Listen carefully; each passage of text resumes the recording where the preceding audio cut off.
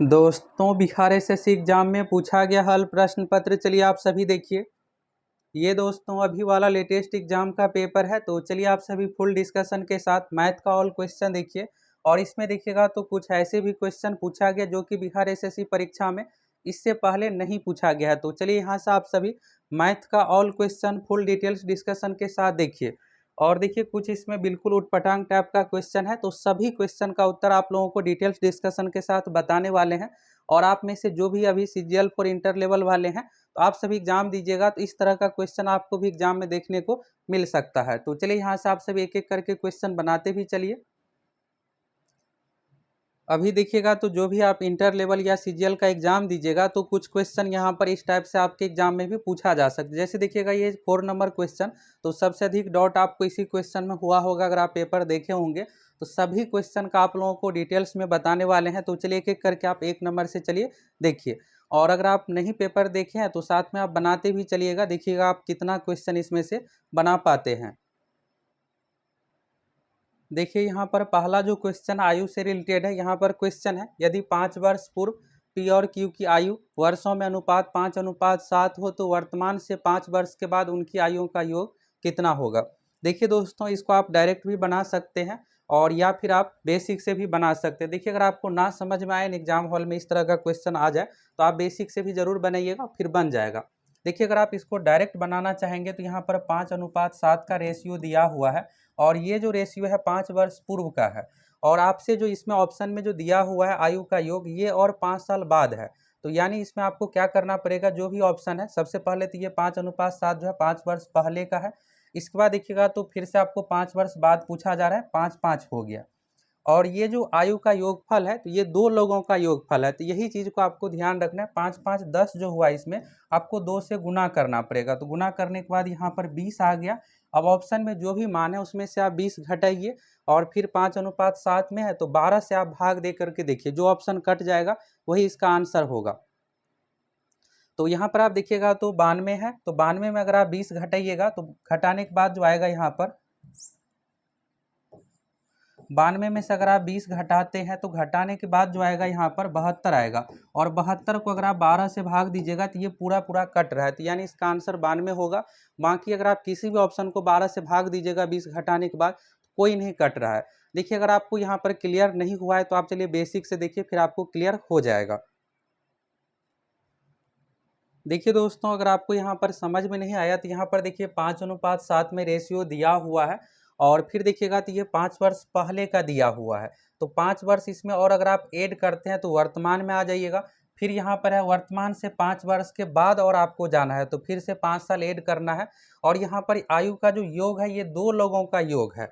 तो देखिए यहाँ पर जो भी 90 है, 87 है, 92, 98 है, इसमें जो ऐड हुआ है टोटल 20 साल ऐड हुआ है। तो 5-5 10 हो गया और 2 लोगों का तो 10-10 20। तो 20 घटा करके हम 5:7 ये जो है इसका प्रयोग करेंगे। तो सभी ऑप्शन में अगर आप 20 घटाइएगा, जैसे 90 में से 20 घटाइएगा तो घटाने के बाद जो यहाँ पर आएगा 70 आएगा। 70 12 से 5-7 का जो रेशियो है ये कटेगा ही नहीं, तो ये नहीं होगा। तो इस तरह से आपको चेक कर लेना है। तो चलिए अगर आपको ये क्लियर हो गया है तो आप सभी वीडियो को आगे करके दूसरा तीसरा देख लीजिए। बाकी जिसको अगर क्लियर नहीं हुआ है तो बेसिक से कैसे बनाना है, तो यहाँ पर देखिएगा 5:7 है तो पहला का 5x हो गया और दूसरा का यहाँ पर 7x हो गया। इसके बाद कहा जा रहा है कि 5 वर्ष पूर्व का ये अनुपात है, तो वर्तमान में आने के लिए 5 साल ऐड करेंगे। फिर इसके बाद वर्तमान से 5 वर्ष बाद का पूछा जा रहा है तो फिर से 5 साल यहाँ पर और बढ़ा देंगे। इसके बाद देखिएगा यहाँ पर कहा जा रहा है कि आयु का योग, तो चलिए यहाँ पर आयु का योग, तो इधर 7x था, इसके साथ भी देखिएगा जो सेकेंड वाला है इसके साथ भी वर्तमान में जाने के लिए 5 साल ऐड करना पड़ेगा। फिर 5 साल बाद जाने के लिए 5 साल और ऐड करना पड़ेगा। तो सबको अगर आप ऐड कीजिएगा तो 7 और 5 12x हो गया, 5-5 10-10 20, तो 12x प्लस 20। अब आप क्या कीजिए कि ऑप्शन में से आपको चेक करना पड़ेगा एक एक करके कि कौन सा यहाँ पर 12 से विभाजित है।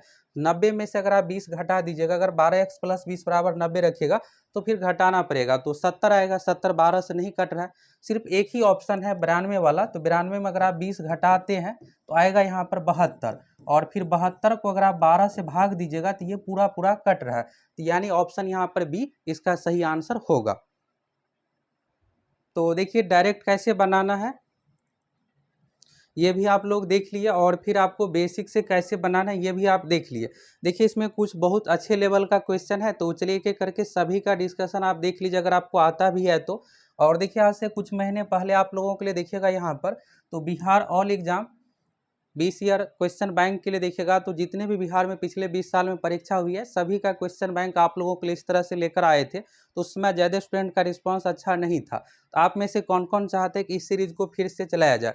इसमें देखिएगा तो बिहार एसएससी, बिहार पुलिस दरोगा, जितने भी तरह का एग्जाम है सभी एग्जाम में जो निचोड़ क्वेश्चन रहते हैं अच्छे लेवल का आप लोगों को करवा देंगे यूट्यूब पर और एप्लीकेशन दोनों जगह। तो कौन कौन चाहते हैं कि इसको शुरू किया जाए, आप सभी कमेंट जरूर कीजिएगा। अगर आप लोगों का रिस्पॉन्स अधिक रहता है तो ये सीरीज फिर से शुरू करेंगे, जिसमें आप लोगों को मैथ रीजनिंग टॉपिक वाइज जो भी क्वेश्चन है बिहार में पिछले 20 साल में पूछे गए अच्छे लेवल का सभी निचोड़ लेकर के आएंगे। चलिए यहाँ से आप सभी अगला क्वेश्चन देखिए। तो अगला क्वेश्चन आप सभी देखिएगा यहाँ पर, तो सीआई यानी चक्रवृद्धि ब्याज से रिलेटेड है।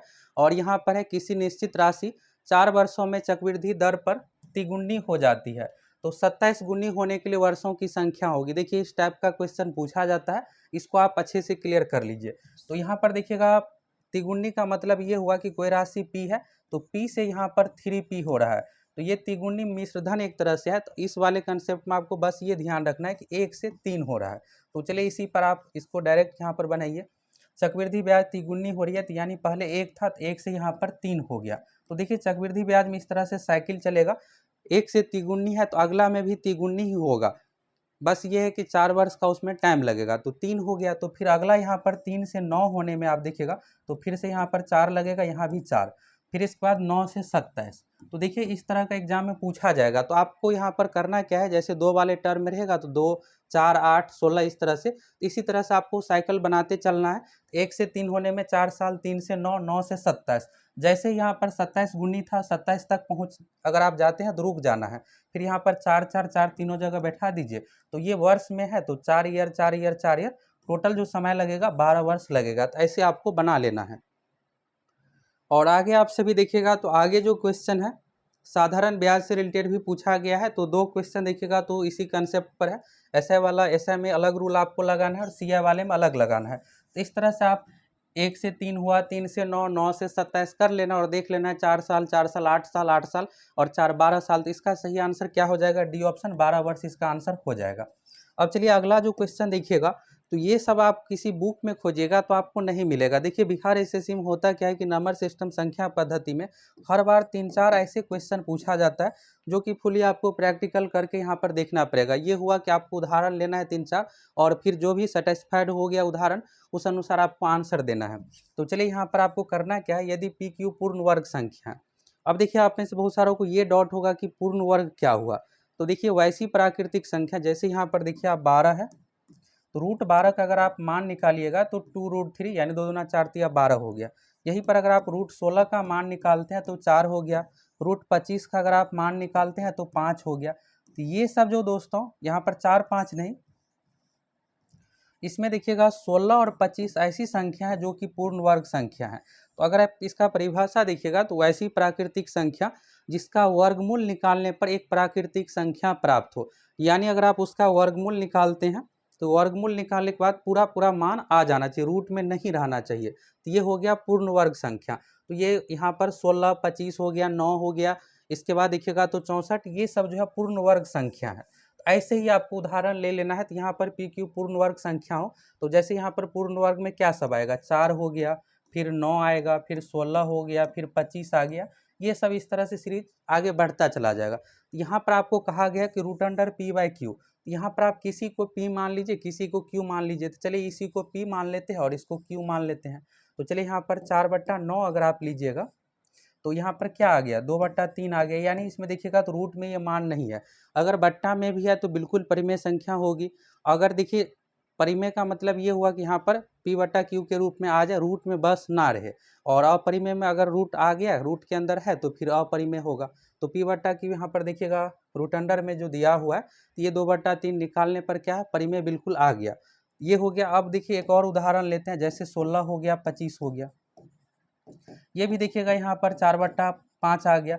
यानी ये दोनों देखने पर आपको क्या लग रहा है, कि पी क्यू अगर पूर्ण वर्ग संख्या है तो root under p by q सर्वदा एक परिमेय संख्या होगी। क्या यह कथन सत्य है? तो बिल्कुल यह कथन सत्य है। तो बी ऑप्शन इसका सही आंसर हो जाएगा। हाँ, इंग्लिश में देखिएगा तो यस लिखा हुआ है। अब देखिए चौथा नंबर क्वेश्चन देखिए, सबसे अधिक दिक्कत अगर आप पेपर देखे होंगे या फिर एग्जाम दिए होंगे तो इसी क्वेश्चन में आपको हुआ होगा कि इसको बनाना कैसे, कहाँ से शुरू करें। तो चलिए इसको पूरे डिटेल्स में आप लोगों को बताने वाले हैं। और देखिए जितने भी तरह का प्रीवियस ईयर रहता है सभी एग्जाम का करवाते हैं और फुल तैयारी के लिए आप सभी एप्लीकेशन के साथ भी जुड़ सकते हैं। अभी आपको CGL 4 का एग्जाम देना है, बिहार SSC का एग्जाम देना है। हम आप लोगों को दोस्तों बिहार में देखिएगा जितने भी तरह की परीक्षा हुई है 100 प्लस परीक्षाओं का ऑल क्वेश्चन बैंक सब कुछ आप लोगों को करवाने वाले हैं। मैथ, रीजनिंग, जीके, साइंस और जो सिलेबस है सिलेबस अनुसार ऑल सब्जेक्ट की फुल तैयारी। तो जाइए फटाफट आप सभी एप्लीकेशन के साथ जुड़ करके जम के तैयारी कीजिए, जो भी आप में से इंटर लेवल CGL 4 BSO परीक्षा की तैयारी करते हैं।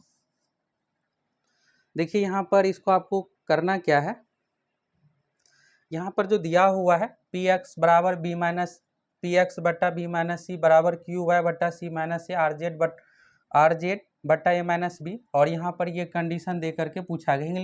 हिंदी इंग्लिश दोनों में सेम ही है। तो यहाँ पर आप कीजिए क्या कि इसके बराबर में के मान लीजिए। तो जो के वाला कंसेप्ट रहता है आप इस तरह का सवाल बनाए भी होंगे, ए का पावर एक्स बराबर बी का पावर वाई बराबर सी का पावर जेड, इस तरह का जो रहता है तो उसमें के मान करके बनाते हैं जब 3 बराबर दिया हुआ रहता है। तो वही चीज़ यहाँ भी आपको कंसेप्ट लगाना है। तो इसके बराबर में के मान लेंगे।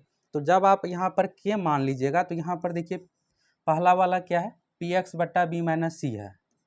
तो पी एक्स बट्टा बी माइनस सी हो गया, बराबर के आ गया। इसी तरह से यहाँ पर क्यू वाई बट्टा सी माइनस ए का भी के होगा, तो यानी सबका के आ जाएगा। तो यहाँ से आपको क्या करना है, पी एक्स का मान निकाल लेना है। तो पी एक्स का मान कितना हो जाएगा, यहाँ पर बी माइनस सी से के में क्रॉस गुना यहाँ पर आपको करना पड़ेगा। तो चलिए यहाँ पर के हो गया इंटू यहाँ पर बी माइनस सी हो गया। इसी तरह से देखिएगा तो क्यू वाई का मान क्या आ जाएगा, क्यू वाई और के से गुना होगा यहाँ पर क्रॉस, तो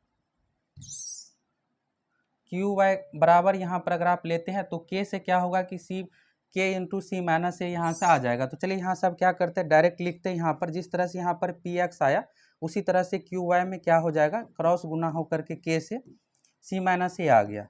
चलिए ये हो गया। इसके बाद देखिएगा आर जेड है, आर और जेड का मान यहाँ पर जो दिया हुआ है के इंटू ए माइनस बी हो जाएगा यहाँ पर मान।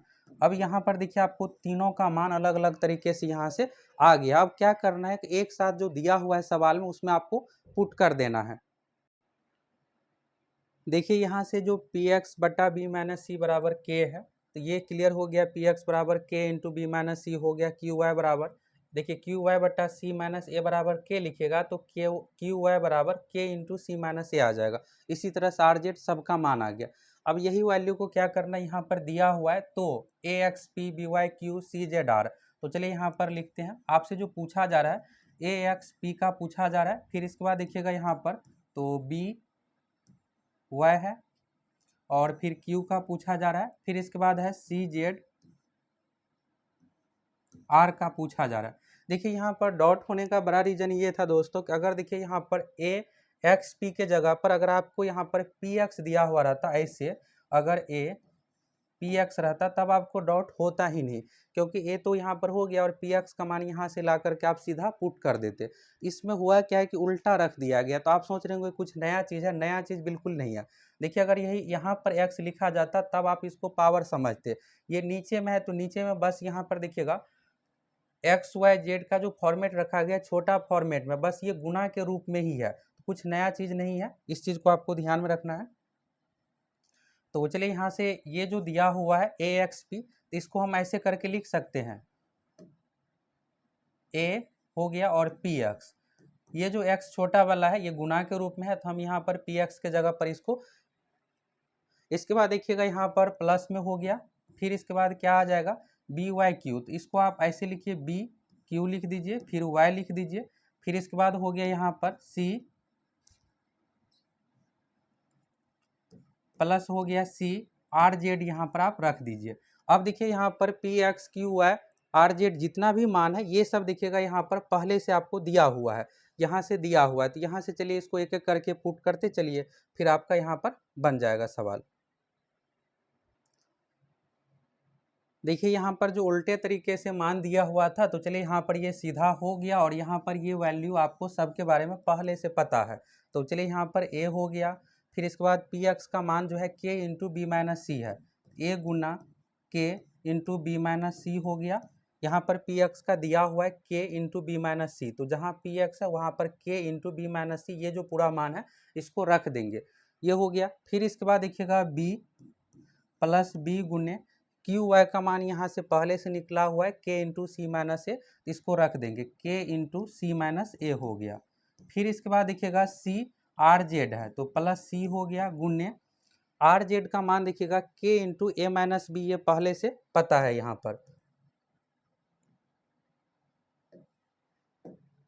आर जेड का मान क्या हो जाएगा, सी इंटू के ए माइनस बी यहाँ से हो गया। अब इसको आपको क्या करना है, सॉल्व करना है। सॉल्व करने के बाद यहाँ से आपका मान निकल करके आ जाएगा। अब देखिए दोस्तों, यहाँ पर आप देखिएगा तो हर जगह के, यहाँ भी के है, यहाँ भी के है और यहाँ भी के है, हर जगह के है। तो के को क्या करेंगे, हम कॉमन ले लेंगे। तो अगर आप कॉमन नहीं लेते हैं तो फिर ये सॉल्व नहीं हो पाएगा, फिर आपको और आगे चल करके और यहाँ पर देखिएगा कैलकुलेशन होने के बाद ये और बड़ा मान हो जाएगा। तो के हर जगह है तो के कॉमन ले लिए, तो यहाँ से के कॉमन ले लीजिएगा, यहाँ पर आ गया तो ए इंटू बी माइनस सी यहाँ पर बचा, तो ए इंटू बी माइनस सी हो गया।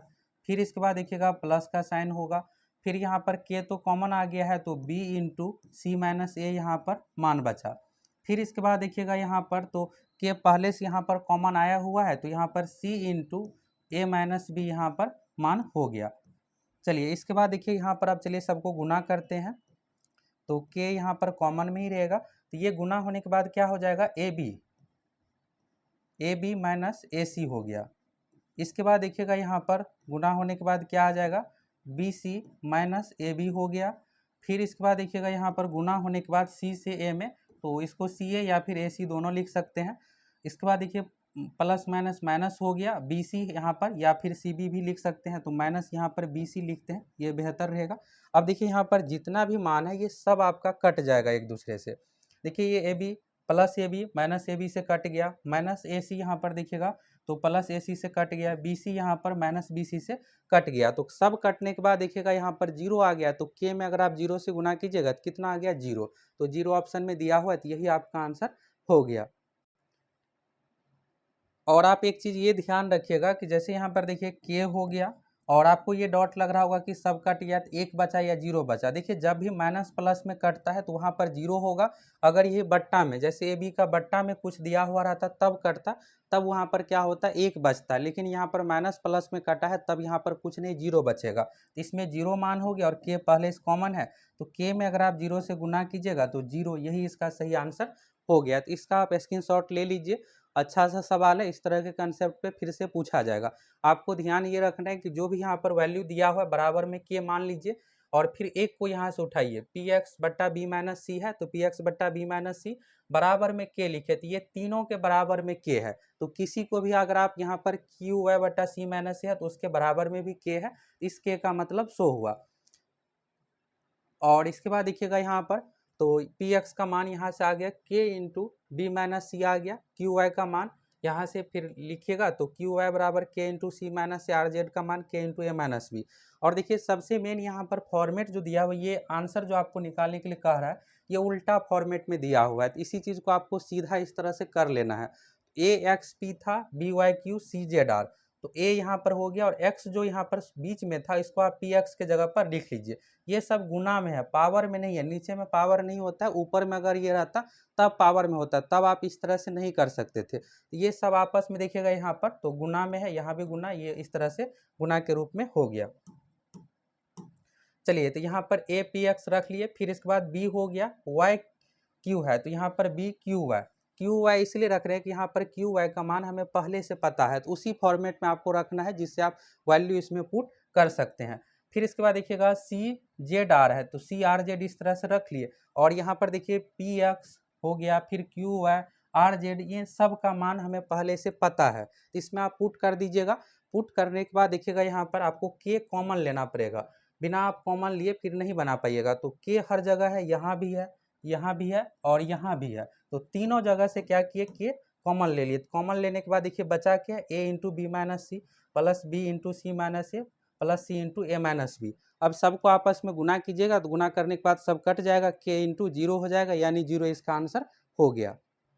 और देखिए ये डिस्कशन आप लोगों को कैसा लगा आप सभी कमेंट करके ज़रूर बताइएगा। और अगर आप चाहते हैं कि बिहार में पिछले 20 साल में जितने भी तरह की परीक्षा हुई है सबका क्वेश्चन बैंक करवा दिया जाए तो आप सभी कमेंट कीजिएगा, हम आप लोगों को बिहार के जितने भी तरह की परीक्षा है सभी का क्वेश्चन बैंक करवा देंगे। ऑल एग्जाम का जितने भी अच्छे लेवल का क्वेश्चन है, जो टफ लेवल का क्वेश्चन है, ये सब का वीडियो लेकर आएंगे जिससे आपका पूरा प्रीवियस ईयर कंप्लीट हो जाएगा।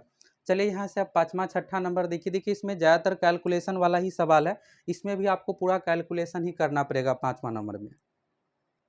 और यहाँ पर देखिएगा तो इस सवाल में थोड़ा त्रुटि है भाजक ज्ञात करें, दिया हुआ है भाज्य 2200, शेषफल 13, भाज्य भागफल का 1/3 है। तो देखिए यहाँ पर भाज्य नहीं होगा, ये गलत है, भाजक होगा। यहाँ पर भाजक भागफल का 1/3 है। तो आपको इसमें क्या करना पड़ेगा, सबसे पहले मानना पड़ेगा भागफल कितना है। तो भागफल मान लीजिए आप x है, तो यहाँ पर भाजक कितना हो जाएगा, 1/3 सवाल में दिया हुआ है, तो x/3 हो गया। फिर इसके बाद आप भाज्य बराबर जो सूत्र होता है भाजक गुने भागफल प्लस शेष, उस सूत्र पर लगा दीजिएगा, फिर आपका ये निकल करके आंसर इसका आ जाएगा। तो चलिए इसको बनाते हैं। तो भागफल सबसे पहले आपको मानना पड़ेगा, भागफल बराबर कितना हो गया, x हो गया। तो भाजक यहाँ पर सवाल में ही दिया हुआ है भागफल का 1/3 है, तो अगर ये x है तो ये x/3 हो गया। यहाँ पर देखिए सवाल में त्रुटि है, ये भाज्य नहीं होगा, वहाँ पर भाजक होगा, तो ये हो गया। अब इसके बाद आपसे कहा जा रहा है भाज्य का मान दिया हुआ है, तो भाज्य का मान कितना है 2200। तो भाज्य बराबर सूत्र होता है भाजक गुने भागफल। भाजक यहाँ पर है x/3, x/3 गुने x हो गया, तो भाजक गुने भागफल प्लस शेष, तो प्लस शेष यानी 13 का मान दिया हुआ है, तो 2200 में से 13 घटाइएगा तो यहाँ पर 2187 आ गया, और बराबर यहाँ पर हो गया x²/3। तो फिर यहाँ पर क्रॉस गुना करिएगा तो x² का जो मान आ जाएगा 2187 गुने 3, ये हो गया 2187 गुने 3। तो चलिए यहाँ से फिर इधर लिखते हैं। अब आपको क्या करना है, x² बराबर 2187 गुने 3, तो x का मान निकालना है। x बराबर यहाँ पर लिखेंगे 2187 में 3 से अगर आप गुना कीजिएगा तो इसका जो मान आएगा 6561 आएगा। x बराबर क्या हो जाएगा, √6561। क्यों हो जाएगा, क्योंकि x² का मान ये दिया हुआ है, तो x बराबर आपको निकालने के लिए यहाँ से स्क्वायर हटेगा तो इधर रूट चढ़ेगा, x बराबर 6581। तो x बराबर यहाँ पर 6581 का रूट में अगर आप मान निकालते हैं तो रूट में मान निकालने के बाद जो आ जाएगा इसका 81 आ जाएगा। तो x बराबर यहाँ पर कितना हो गया, 81 आ गया। तो इसके बाद आपसे पूछा जा रहा है भागफल, भाजक ज्ञात करें। तो भाजक क्या है, x/3 है, तो x/3 का मान यहाँ से चलिए निकालते हैं। तो 81/3, तो यानी 27 इसका सही आंसर आ गया। तो चलिए ये क्लियर हो गया, ये सूत्र पे ही पूरी तरह से है। आप सवाल में यहाँ पर दिया हुआ है भाजक भागफल का 1/3 है, तो भागफल अगर x है तो भाजक x/3 हो गया। तो 2200 क्या है, तो ये भाज्य है। भाज्य बराबर सूत्र ही होता है भाजक गुने भागफल, तो भाजक x/3 गुने भागफल x प्लस शेष। अब सॉल्व कर दीजिएगा, 6581 आ जाएगा, x बराबर x का मान 81, तो भाजक है तो भाजक यानी x/3, तो 81/3 27 इसका आंसर हो गया। अब ये देखिएगा तो नौ धारा से रिलेटेड सवाल है स्थिर जल में नाव की गति 9 किलोमीटर प्रति घंटा है और धारा गति 6 किलोमीटर प्रति घंटा है। यदि नाव को आने जाने में 6 घंटा समय लगता है तो धारा की दिशा में नाव को दूरी तय करने में लगा समय है। देखिए यहाँ पर टोटल समय दिया हुआ है 6 घंटा, तो यानी समय वाला आपको कंसेप्ट लगाना पड़ेगा। तो समय में देखिएगा यहाँ पर पहला तो T1 समय हो गया, फिर इसके बाद T2 समय, तो दो तरह का समय है, और फिर ये जुटने के बाद जो है T यानी एक बड़ा वाला टाइम मिल रहा है। तो चलिए समय वाला सूत्र आप लगा दीजिए, समय बराबर होता है दूरी बट्टा चाल। तो जब स्थिर जल में 9 यहाँ पर जाएगा, धारा की दिशा में जाएगा, तो उस कंडीशन में देखिएगा यहाँ पर तो 9 और 6 का दिया हुआ है। 9 यानी बोट का जो चाल है 9 किलोमीटर है और धारा स्ट्रीम का जो चाल है 6 किलोमीटर है। तो देखिए इसमें दूरी हमें नहीं पता है, तो दोनों कंडीशन में डी मान लेंगे। तो पहला T1 यानी समय बराबर क्या हो जाएगा, दूरी बट्टा चाल, तो दूरी डी हो गया, और चाल तो धारा की दिशा में 9 और 6 दोनों लेना पड़ेगा, 9 + 6 ये हो गया। इसके बाद देखिए यहाँ पर प्लस, दो समय इसलिए जोड़ना पड़ रहा है कि यहाँ पर धारा की दिशा में और धारा की विपरीत दिशा में दोनों में जाने का समय ही सवाल में दिया हुआ है 6 घंटा, तो बराबर में 6 घंटा यहाँ पर कर देंगे। दूसरा कंडीशन में यहाँ पर देखिएगा डी हो जाएगा, फिर इसके बाद 9 - 6 होगा यहाँ पर, क्योंकि विपरीत वाला है और दोनों मिला करके देखिएगा 6 घंटे का समय लग रहा है। तो चलिए इसको सॉल्व कर दीजिए। तो सॉल्व करने के बाद जो होगा यहाँ पर d/15 हो गया, प्लस 9 में से 6 गया 3, तो d/3 बराबर 6 हो गया, और 15 3 का एलसीएम आएगा 15। तो फिर इसको अगर आप सॉल्व कीजिएगा तो यहाँ पर कितना आ गया, d हो जाएगा प्लस 5d/15 बराबर 6 हो गया। तो यहाँ पर 5d 6d हो गया बट्टा 15 बराबर 6 हो गया। तो इसको अगर आप सॉल्व करिएगा तो d का मान जो आ जाएगा 15 किलोमीटर यहाँ से निकल करके आपको आ जाएगा। तो यहाँ से निकल करके आपका जो d का मान आएगा, d बराबर हो गया 15 किलोमीटर। अब आपसे जो पूछा जा रहा है 9 को दूरी तय करने में लगा समय ज्ञात करें, धारा की दिशा में आपको पूछा जा रहा है। तो धारा की दिशा में जो हो जाएगा दोस्तों, d 15 किलोमीटर है, तो समय आपको निकालना है फिर से। तो समय बराबर होता है दूरी बट्टा चाल, तो 15 बट्टा चाल, धारा की दिशा की बात कर रहा है सवाल में, तो 9 और 6 दोनों को यहाँ पर जोड़ देंगे, तो 9 + 6 तो यानी 15/15, तो यानी 1 घंटा का समय लगेगा। यही आपका आंसर इस सवाल का हो जाएगा। देखिए ये बहुत टफ सवाल नहीं है, अगर आप 9 धारा पढ़े होंगे तो आपको पता होगा। इसमें जो चीज़ दिया हुआ रहता है, जैसे यहाँ पर 6 घंटा समय लगता है, तो उसी को यूज करेंगे सवाल में। तो समय बराबर समय, तो ये t1 मतलब पहला समय, t2 बराबर दूसरा समय, दोनों जोड़ करके t यहाँ पर बड़ा वाला जो मान समय दिया हुआ है 6 घंटा, ये हो गया। तो समय का सूत्र होता है दूरी बट्टा चाल, तो दूरी नहीं पता है, फिक्स दूरी है, तो d बट्टा चाल के लिए देखिएगा तो 9 किलोमीटर धारा की दिशा में है, 9 है, 9 की गति 9 किलोमीटर और धारा का 6 है, तो दोनों जुट जाएगा, d/9 + 6। और जब विपरीत में आएगा तो धारा वाला चाल माइनस होगा, तो d/9 - 6 बराबर 6। सॉल्व करिएगा, d का मान आ जाएगा 15 किलोमीटर। फिर आपसे कहा जा रहा है कि धारा की दिशा में 9 की दूरी तय करने में लगा समय क्या होगा। तो यहाँ पर समय बराबर होता है दूरी बट्टा चाल, तो दूरी तो पता चल गई, यहाँ से 15 है, तो 15 बट्टा धारा की दिशा है, इसलिए 9 और 6 दोनों जो चाल है ये दोनों जोड़ना पड़ेगा, तो 15/15 बराबर 1 इसका आंसर आ गया। अब देखिए 7वां नंबर जो टाइप का सवाल है दोस्तों, थोड़ा अलग टाइप का क्वेश्चन है और इस कंसेप्ट पर आपको CGL फॉर इंटर लेवल में क्वेश्चन देखने को मिल सकता है। तो चलिए इसको आप अच्छे से क्लियर कर लीजिए। देखिए यहाँ पर जब भी इस तरह का क्वेश्चन पूछा जाता था तो ये लाभ पर नहीं पूछा जाता था, सीधा रहता था कि मशीन हो गया या कोई भी मोटर गाड़ी, कोई भी अगर आप कार ही खरीदते हैं तो समय के अनुसार उसमें क्या होता है कि दाम में कमी, तो यूज करते हैं उस अनुसार इसमें कमी, तो कमी वाला कंसेप्ट। लेकिन इसमें लाभ का भी दिया हुआ है, तो ये जो 10% दिया हुआ है, ये देखिएगा 110 का मान है, तो आपको सबसे पहले तो इसमें से 10% जो लाभ है ये घटाना पड़ेगा। फिर इसके बाद आपको क्या करना है, 10% हर साल ह्रास हो रहा है तो फिर बनेगा, तो ये आपको सवाल बन जाएगा। तो क्वेश्चन इस तरह से है, एक मोटर कार के मूल्य में प्रति वर्ष पिछले वर्ष की तुलना में 10% का ह्रास होता है। ह्रास मतलब यहाँ पर कमी होता है। यदि एक व्यक्ति अपनी मोटर कार को 10% लाभ के साथ 3,20,760 रुपये में बेचता है, तो 3 वर्ष पूर्व मोटर कार का मूल्य था, तो यानी शुरू में कितना दाम था ये आपको बताना है। तो देखिए यहाँ पर सबसे पहले तो 10% का लाभ होता है, 3,20,760 रुपये है, तो 10% लाभ का मतलब हुआ कि 110। तो ये जो 3,20,760 है, ये आपका जो है 110 का मान लो हो गया, तो यहाँ से आपको 100 का मान निकालना पड़ेगा, यानी लाभ से पहले का दाम क्या है। तो इसको अगर आप सॉल्व कीजिएगा, 320,760 हो गया, बट्टा में यहाँ पर 110 आएगा और गुना यहाँ पर आपको करना पड़ेगा 100 से।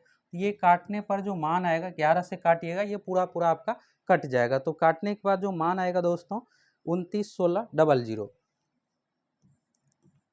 29,16,00, यानी 2,91,600 रुपया आएगा। अब ये जो 10% ह्रास वाला दाम दिया हो, यही 2,91,600 रुपये का दिया हुआ है। यानी पहले जो लाभ 10% था इसको हम माइनस कर लिए, माइनस करने के बाद 2,91,600 रुपया है। ये 2 साल के बाद, यहाँ 3 साल है, तो 3 साल लॉस होने के बाद जो फाइनल दाम बचेगा ये बचेगा। इसी से आपको 10% को तुलना करना है। तो ये तो 2,91,600 रुपया कहाँ से आया, ये आपको क्लियर हो गया। 29,16,00। तो चलिए यहाँ पर आपको ये नहीं पता है 3 वर्ष पूर्व मोटर कार का मूल्य क्या था, तो चलिए यहाँ पर x मान लेते हैं। तो एक्स में यहाँ पर देखिएगा क्या हो रहा है, हर साल 10% की कमी, तो यानी 90/100 हो गया। फिर इसके बाद देखिएगा फिर अगले साल भी यही होगा 90/100। फिर इसके बाद देखिएगा अगला साल भी यही 10% की कमी यानी 90/100 हो गया। और ये फाइनल जो बच रहा है 2,91,600 रुपये, तो ये आपको कर देना है 2,91,600 कर देना है। और यहाँ से सॉल्व करिएगा तो ये 9981 ये पूरा कटने वाला यहाँ पर वैल्यू दिया हुआ है। तो पूरा कटने के बाद जो मान आएगा 4 आएगा, और 4 पे आपको क्या करना है 5 जीरो रख देना है, फिर जीरो भी इधर से बचेगा। तो इसके बाद जो मान आ जाएगा इसका 4 लाख रुपये यहाँ पर आंसर आ जाएगा। ये इसका आंसर आ जाएगा। इसको आप सॉल्व करिएगा तो 9 से ये पूरा पूरा कट जाएगा। इसमें वैल्यू भी ऐसा दिया हुआ है कि सब कटने वाला है। देखिए इसमें आपको डॉट जो है तो इसमें आपको ध्यान ये देना है कि जो दिया हुआ है 3,20,000, यानी कि यहाँ पर देखिएगा 3,20,760 रुपये दिया हुआ है, ये 110 का मान है क्योंकि 10% लाभ के साथ ये दाम है। तो आपको 100 का मान निकालना पड़ेगा। तो 100 का मान निकालने के बाद 2,91,600 रुपये आया, और ये 10% लॉस होते होते जो दाम बचा हुआ है ये आपका 2,91,000 के बराबर बचा हुआ है। तो शुरू में कितना था, तो शुरू में जो व्यक्ति है 4 लाख रुपये का मोटर कार लिया, हर साल 10% लॉस होते होते 2,91,600 रुपये बचा, और फिर ये 10% लाभ पर 3,20,000 में बेचा था। तो ये आपको 10% जो है माइनस करके निकालना पड़ेगा। 29,16,00, यही इसमें मेन कंसेप्ट है। ये अगर आप निकाल लीजिएगा तो फिर आसानी से ये वाला क्रिया कर लीजिएगा। फिर कैलकुलेशन करने के बाद आपका 4 लाख आंसर निकल करके आ जाएगा। अब देखिए अगला यहाँ पर है, यदि पी क्यू आर पूर्ण संख्या हो तो पी क्यू आर का अनुपात दिया हुआ है, फिर पी स्क्वायर। तो देखिए यहाँ पर पी क्यू आर अनुपात में है तो इसमें सब में एक्स से गुना कर दीजिए, तो पी स्क्वायर की स्क्वायर कितना हो जाएगा, 2x का स्क्वायर हो जाएगा। ठीक है, क्योंकि पी का मान यहाँ पर 2 है तो 2x इसको ले लीजिए। फिर इसके बाद q का स्क्वायर तो 3x का स्क्वायर यहाँ पर हो जाएगा। फिर इसके बाद देखिएगा आर स्क्वायर तो 4x का स्क्वायर यहाँ पर हो गया। सबका मान कितना दिया हुआ है, 116,000 यानी 11,600 रुपये यहाँ पर दिया हुआ है। तो 2 का स्क्वायर 4 और 3 का स्क्वायर 9, 4 का स्क्वायर 16, तो 4 और 9 13 हो गया। 13 में अगर आप 16 जोड़ते हैं तो 29, तो 29 एक्स स्क्वायर का जो मान दिया हुआ है यहाँ पर 11,600 दिया हुआ है। तो यहाँ से एक्स स्क्वायर का मान जो आ जाएगा 29 चौका होता है 116, तो ये आपका 400 निकल करके आ गया। तो एक्स का मान कितना आ गया, 20 आ गया। अब आपसे पूछा जा रहा है कि p plus q minus r. तो देखिए यहाँ पर 2x आपको नहीं लेना, मान नहीं निकालना है, अनुपात में ही आप देख लीजिए क्या फर्क पड़ेगा। तो यहाँ पर 2 3 4 है तो p के जगह पर आप 2 रख दीजिए। चलिए यहीं पर लेते हैं p plus q minus r. तो p का मान जो दिया हुआ है 2 दिया हुआ है अनुपात में, रेशियो में 2 + 3 - 4, तो 3 2 5 - 4 कितना आ गया यहाँ पर, तो 1 आ गया। 1 मतलब यहाँ पर ये x का जो मान आया है 20, ये एक ही यूनिट का मान आया हुआ है। 1 गुने x यहाँ पर अगर आप x के टर्म में लेते तो इस तरह से होता, तो यानी इसका कितना आ जाएगा आंसर, 20 आ जाएगा। यही 20 इसमें आंसर होगा। अब देखिए अगला जो सवाल है, यहाँ पर रूट में मान दिया हुआ है और इसमें आपको बताना है कि बड़ा छोटा कौन सा। अगर रूट में नहीं रहता तो आप आसानी से बता देते, 11 3 14, 12 2 14, 6 4 10, 10 वाला सबसे कम है। लेकिन रूट में, तो रूट में आपको करना क्या है कि यहाँ पर स्क्वायर कर देना है, a प्लस बी का होल स्क्वायर के टर्म में आपको तोड़ देना है। फिर आपको पता चल जाएगा कि कौन बड़ा होगा कौन छोटा होगा। तो चलिए यहाँ पर a बराबर जो मान दिया हुआ है √11 प्लस √3, तो चलिए यहाँ पर स्क्वायर कर लेते हैं। यहाँ भी a स्क्वायर का मान यहाँ से निकाल लेते हैं सबको। तो चलिए यहाँ पर स्क्वायर करने के बाद जो मान आएगा √11 प्लस √3 कितना का है, a प्लस बी का होल स्क्वायर के टर्म में ये है। दिख नहीं रहा होगा तो चलिए यहाँ पर दूसरा कलर यूज कर लेते हैं। a बराबर जो है यहाँ पर √11 प्लस √3 है। तो चलिए इसको स्क्वायर के टर्म में बदल लेते हैं। इस तरह का जब भी रहे तो आपको स्क्वायर के रूप में बदल लेना है। ये प्लस बी का होल स्क्वायर के फॉर्म में आ गया तो क्या हो जाएगा, a स्क्वायर यानी √11 का स्क्वायर। तो जैसे ही रूट के अंदर स्क्वायर करिएगा तो रूट हट जाएगा, तो 11 आ गया। a square plus b square तो यहाँ पर 3 आ गया। फिर होता है 2ab, तो 2 हो गया। फिर a का मान है √11 और b का मान है √3। इसको सॉल्व करने के बाद कितना आ गया, 14, 11 3 14 प्लस यहाँ पर 2√33 आ गया। ये हो गया। फिर इसके बाद b का निकालिएगा तो √12 प्लस √2 है। चलिए इसको स्क्वायर करिएगा तो यहाँ पर कितना आ जाएगा, √12 का स्क्वायर करने पर a² यानी 12 हो गया, प्लस √2 का स्क्वायर b² तो 2 हो गया, और प्लस 2ab तो 2 गुने √12 गुने √2, इसका मान आ जाएगा आपको निकल करके 14 प्लस √12 √2 तो यानी 24, तो 2√24 आ गया इसका मान। अब सी वाला टर्म में देखिएगा तो √6 प्लस √6 है, √6 प्लस √4 है। तो चलिए यहाँ पर इसको स्क्वायर करते हैं तो 6 प्लस 4 आ गया, प्लस 2 गुने √6 गुने √4। इसको अगर आप सॉल्व करिएगा तो कितना आ गया, 10 आ गया, 10 प्लस 2√24। अब आप आसानी से डिसाइड कर सकते हैं कि इसमें सबसे बड़ा छोटा कौन सा है। देखिए पहला टर्म जो है आपका ये हो गया, सबसे पहला ये हो गया, फिर इसके बाद दूसरा ये है, और फिर तीसरा ये है। तो ये जो मान है 10 प्लस 2√24 ये तो सबसे छोटा है, और ये 14 प्लस 2√3 और 14 प्लस 2√24 है। अब इन दोनों में कौन बड़ा छोटा होगा, तो यहाँ पर आसानी से आप देख सकते हैं √33, तो √33 का मान भी बड़ा आएगा, तो यहाँ पर √24 से, तो ये इसलिए ये सबसे बड़ा हो गया, ए वाला मान सबसे बड़ा, फिर उससे जो छोटा होगा ये बी वाला मान होगा, सबसे छोटा होगा सी वाला मान। तो इसका जो आंसर आ जाएगा डी ऑप्शन ये आ जाएगा, इसका जो आंसर होगा a greater than b greater than c. देखिए इसमें आपको डाउट होगा कि कौन सा ले, तो जिधर तरफ ये देखिएगा मुंह बना हुआ रहेगा ऐसे, ये बड़ा होता है, तो यानी इसमें ए बड़ा है बी छोटा है। फिर इसके बाद बी और सी में कंपेयर करेंगे तो बी बड़ा है सी छोटा है, जिसके तरफ ये मुंह ऐसे वाला रहता है ये बड़ा का दिखाता है, इधर बड़ा होगा मान, ये चीज़ आपको ध्यान रखना है। तो यानी डी ऑप्शन इसका सही आंसर हो जाएगा। देखिए इसमें जितने भी दोस्तों क्वेश्चन जो है सभी देखिएगा तो मैक्सिमम कैलकुलेशन वाला ही सवाल है, जिसमें आपको टाइम लगेगा।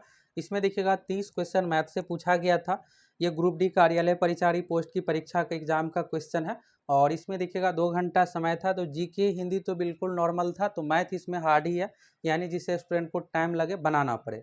10वां नंबर में देखिएगा यहाँ पर 2 असहभाज्य संख्या, तो यानी यहाँ पर सहभाज्य की बात कर रहा है, और लगा दिया गया, भाज्य नहीं होना चाहिए, तो यानी असह यानी कि सहभाज्य संख्या होना चाहिए अभाज्य वाले में, एक्स वाई का एलसीएम होगा। तो देखिए यहाँ पर होता क्या है कि असहभाज्य का मतलब हुआ कि बिल्कुल यूनिक मान होना चाहिए, आपस में नहीं कटेगा। तो एलसीएम में क्या करते हैं, जब ना करता है तो दोनों को गुना कर देते हैं, तो यहाँ पर एक्स गुने वाई हो गया, तो यानी एक्स वाई इसका सही आंसर हो जाएगा।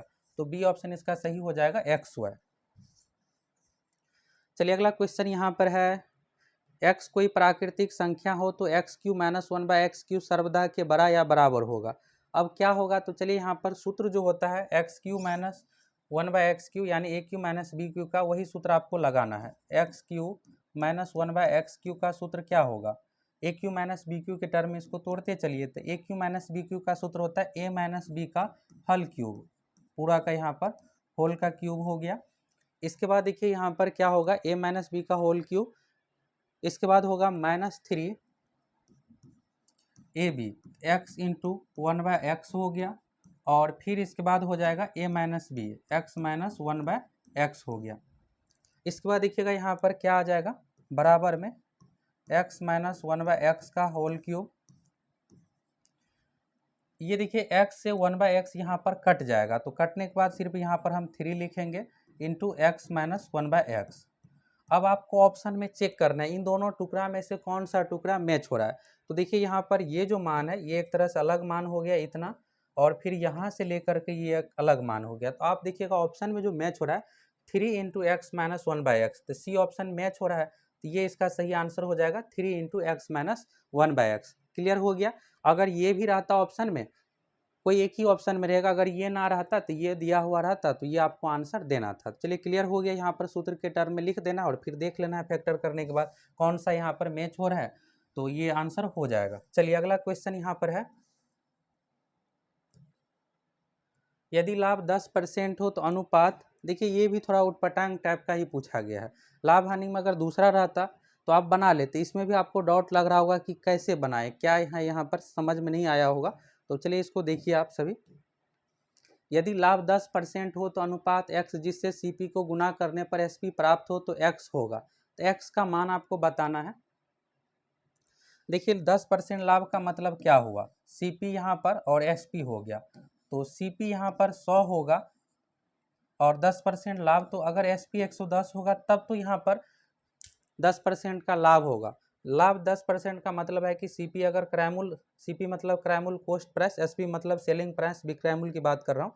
चलिए यहाँ पर तो सीपी 100 हो गया तो बिक्रैमुल 110 हो गया, ये हो गया। अब आपको कहा रहा है कि सीपी में हमें किसी चीज़ से गुना करना है, यानी 100 में हम क्या से गुना करें कि 110 मान आ जाए यानी बराबर हो जाए। यहाँ पर देखिएगा बराबर लिखा हुआ है, अनुपात x जिससे सीपी को गुना करने पर एसपी प्राप्त होता है, तो यानी 100 में क्या चीज़ से गुना करेंगे कि 110 हमें मिलेगा। तो चलिए यहाँ से x का ही मान आपको निकालना है, तो x बराबर क्या लिखेंगे 110 बट्टा 100 लिख देंगे। इसको काटिएगा तो यहाँ पर 11 बट्टा 10 आएगा, और सावधानी से बिल्कुल आपको आंसर देना है। देखिएगा 10 बट्टा 11 भी ऑप्शन में दिया हुआ है, तो इस तरह से आपको बना लेना है।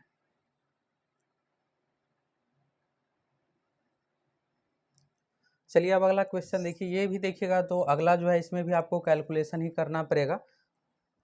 चलिए ठीक है, इसमें देखिएगा 1/√9 प्लस √11 प्लस 1/√11 मैन प्लस √13 है।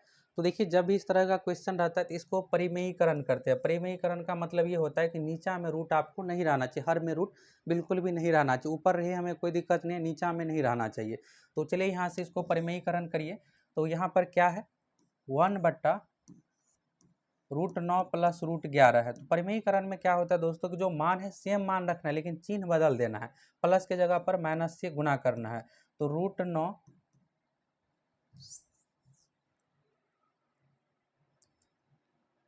देखिए यहाँ पर जो √9 प्लस √11 है, तो यही चिन्ह बदल करके आपको ऊपर नीचे गुना करना है। तो √9 माइनस √11, √9 माइनस √11 से ऊपर नीचे गुना कीजिएगा। ये देखिएगा a plus b into a minus b के फॉर्म में आ गया, तो a plus b into a minus b बराबर होता है a square minus b square. इसी टर्म में आपको तोड़ देना है इसको, तो √9 माइनस √11 ऊपर में चला गया और नीचे में क्या होगा ए स्क्वायर, ए स्क्वायर यानी √9 का स्क्वायर 9 और माइनस बी स्क्वायर, तो बी स्क्वायर यानी √11 का स्क्वायर 2। यहाँ पर जो मान आ रहा है √9 माइनस √11 बट्टा -2। देखिए -2 से आपको घबराना नहीं है, आगे भी आपको ऊपर में माइनस में ही मान आएगा। इसी तरह से आप इसको भी बदलिएगा, ये जो बदलने के बाद क्या हो जाएगा √11 माइनस √13। देखिए यहाँ पर √9 प्लस √11 था, तो ये माइनस में बदल करके आ गया। सबके बट्टा में देखिएगा 2-2 का गैप है, यहाँ भी 2-2 का गैप है, यहाँ भी 2 आएगा, यहाँ भी 2 आएगा, और ये देखिए यहाँ पर माइनस के रूप में आपका आएगा। माइनस के रूप में इसीलिए आएगा,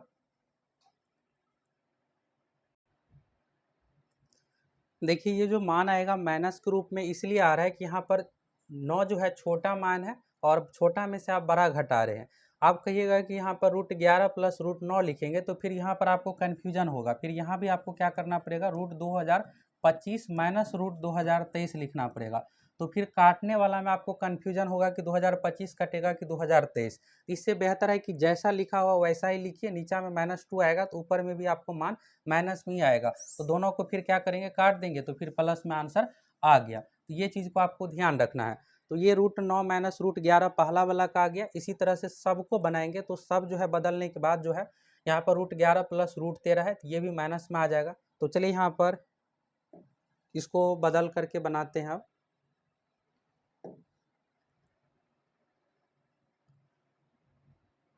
देखिए यहाँ पर परिमेयीकरण कैसे करना है ये तो आपको क्लियर हो गया। तो देखिए यहाँ पर जैसे √9 प्लस √11 है, तो √9 माइनस √11 बटा -2 आया, तो अगला का भी ऐसे ही आएगा। तो चलिए यहाँ पर इसको लिखते हैं, परिमेयीकरण यहाँ पर कर लिए हैं, तो ये तो क्लियर हो गया। √9 माइनस √11 बट्टा -2 में मान आएगा। फिर इसके बाद देखिएगा तो सब में -2 में मान आएगा, तो सब को एलसीएम लीजिएगा तो -2 आ गया। एक ही जगह पर हम यहाँ पर -2 मान रख देते हैं। फिर इसके बाद क्या होगा कि अगला यहाँ पर कीजिएगा तो √11 माइनस √13 इसी तरह से टर्म में बदलता चला जाएगा। फिर यहाँ पर लास्ट में क्या होगा कि √2023 माइनस √2025 ये हो गया। चलिए तो यहाँ पर हो क्या रहा है कि पहला वाला तो नहीं कट रहा है, लेकिन सेकेंड टर्म देखिएगा आप सभी यहाँ से, तो सबका सेकेंड टर्म जो है ये जो है √11 यहाँ से कट गया इससे, फिर इसी तरह से 13 वाला भी कटेगा और ये भी कट जाएगा, लास्ट वाला और शुरू वाला बचेगा। तो लास्ट और शुरू यहाँ पर बच रहा है, तो बचने के बाद यहाँ पर क्या हो जाएगा, √9 हो गया और माइनस यहाँ पर √9 माइनस 2025 रूट में आ गया और सबके बट्टा में जो है -2 यहाँ पर रहेगा। तो ये हो गया। तो √9 का जो मान आप निकालिएगा तो मान निकालने के बाद कितना आ जाएगा, 3 आ जाएगा। और इसका मान अगर आप 2025 का निकालिएगा तो 45 आएगा। तो 3 माइनस 45 बट्टा में यहाँ पर -2 है, तो 45 में से 3 आप निकाल दीजिएगा तो यहाँ पर 42 आ गया। ये -42 बट्टा -2 आया। तो काटने के बाद जो यहाँ पर आ जाएगा 21 आ जाएगा। यही 21 इसका आंसर आ जाएगा। बी ऑप्शन में दिया हुआ है इसमें 21। तो चलिए यहाँ से क्लियर हो गया। इसमें आपको ध्यान ये देना है कि परिमेयीकरण करना है। तो परिमेयीकरण करने के बाद यहाँ से हमें पता चला पहला वाला जो √9 प्लस √11 था ये बदल करके आ रहा है √9 माइनस √11 में, बट्टा में -2 आ रहा है। तो यही तरह से हर जगह होगा, √11 प्लस √13 में भी होगा। तो इसका परिमेयीकरण करेंगे तो √11 माइनस √13 बट्टा में -2 सब में आ गया। तो सब में आ गया तो एक ही जगह कॉमन करके लिख दिए। तो अब यहाँ पर देखिएगा √9 तो बच रहा है लेकिन -√11 इससे कट रहा है, यानी सेकेंड टर्म जो है कट रहा है। और सबसे लास्ट में क्या होगा कि 2023 पिछला वाला से कट जाएगा लेकिन 2025 बचा रहेगा। तो यानी शुरू और लास्ट का बचा रहेगा, बाकी सब कट जाएगा। तो √9 माइनस √अंडर 2025 बट्टा -2 आ गया। तो √9 का मान 3 है, 2025 का मान 45 है। तो 3 में से 45 घटेगा तो -42 आ गया, बट्टा -2 है, काटने पर 21 इसका आंसर आ जाएगा। चलिए अब अगला आपसे भी सवाल देखिए, ये भी अच्छा सवाल है। देखिए अगला क्वेश्चन है, असमीका x+2 बट्टा x+3 ग्रेटर दैन 1 के धनात्मक पूर्णांक हलों की संख्या होगी। अब आप सोच रहे होंगे 14 नंबर में कि क्या ये पूछा गया है। देखिए ऐसे क्वेश्चन जब भी रहे तो आपको x बराबर 1 2 3 लेकर के चेक करना है, फिर आपको समझ में खुद ही आ जाएगा, ना समझ में आए करना क्या है। तो यहाँ भी x बराबर 1 2 3 लेकर के चलिए चेक करते हैं, फिर आपको क्लियर पता चल जाएगा। तो x बराबर यहाँ पर अगर आप 1 2 3 ये सब मान लेकर के आपको चेक करना है। तो यहाँ पर जो असमीका दिया हुआ है किस तरह से दिया हुआ है, x+2 बट्टा x+3 और ग्रेटर दैन 1। तो क्या ये ऐसा हो रहा है, x बराबर 1 लेकर के अगर आप चेक कीजिएगा, इसमें वैल्यू अगर आप पुट कीजिएगा तो कितना आएगा। देखिएगा यहाँ पर तो x के जगह पर 1 रखेंगे तो 1+2 बट्टा 1+3 आ गया। तो इसको सॉल्व करिएगा तो 3/4 आ गया और ग्रेटर दैन यहाँ पर 1 है। तो क्या ये 1 से अधिक है, बिल्कुल नहीं। इसका मान जो आएगा 0 पॉइंट कुछ करके आएगा। तो ये देखिएगा तो गलत हो गया। अब एक और मान लेकर के चेक करते हैं। अब 2 मान लेकर के इसमें चेक करते हैं। जो ये वैल्यू दिया हुआ है यहाँ पर इक्वेशन टाइप का, इसमें हम 2 लेकर के चेक करेंगे। तो इसमें 2 अगर आप बैठाइएगा तो 2+2 बट्टा x के जगह पर 2 रखना है, 2+3, इसको सॉल्व करिएगा तो 4/5 आ गया। ये भी देखिएगा तो ग्रेटर दैन 1 नहीं है, क्योंकि 4/5 का मान जो आएगा 0.8 आएगा, यानी 1 से कम ही आएगा। तो यहाँ भी ये गलत हो गया। तो ये जो दिया हुआ है कि धनात्मक पूर्णांक हलों की संख्या कितनी होगी, तो ये जो इक्वेशन दिया हो यही गलत है। ग्रेटर दैन 1 नहीं होगा, लेस दैन 1 होगा, ये निगेटिव में मान आएगा। तो कितना होगा, जब ये इक्वेशन यहाँ पर असमीका ही गलत है तो फिर मान एक भी आएगा ही नहीं। तो इसलिए इसका आंसर क्या हो जाएगा, 0 यानी 0 इसका आंसर आ जाएगा। एक भी इसमें निकलेगा ही नहीं, क्योंकि ये जो दिया हुआ है ग्रेटर दैन 1 यही गलत फॉर्मेट दिया हुआ है। तो ये क्लियर हो गया। ऐसा क्वेश्चन आपको बिहार एसएससी में भी देखने को मिल सकता है। देखिए दोस्तों, आप सभी वीडियो को अधिक से अधिक लाइक जरूर कीजिएगा, कमेंट करके जरूर बताइएगा। इसमें देखिएगा बहुत सारे उटपटांग क्वेश्चन है, सभी का डिस्कशन हम आप लोगों के लिए लेकर आए हैं। तो चलिए यहाँ से अच्छे तरीके से देख लीजिए, आगामी CGL 4 इंटर लेवल में आपको काम आएगा। अब देखिए यहाँ पर ये जो सवाल है इसको कैसे सॉल्व करना है। देखिए आपको लग रहा होगा कि ये कहाँ से पूछा गया है, इस तरह का क्वेश्चन तो जनरल कंपटीशन एग्जाम में नहीं पूछा जाता है।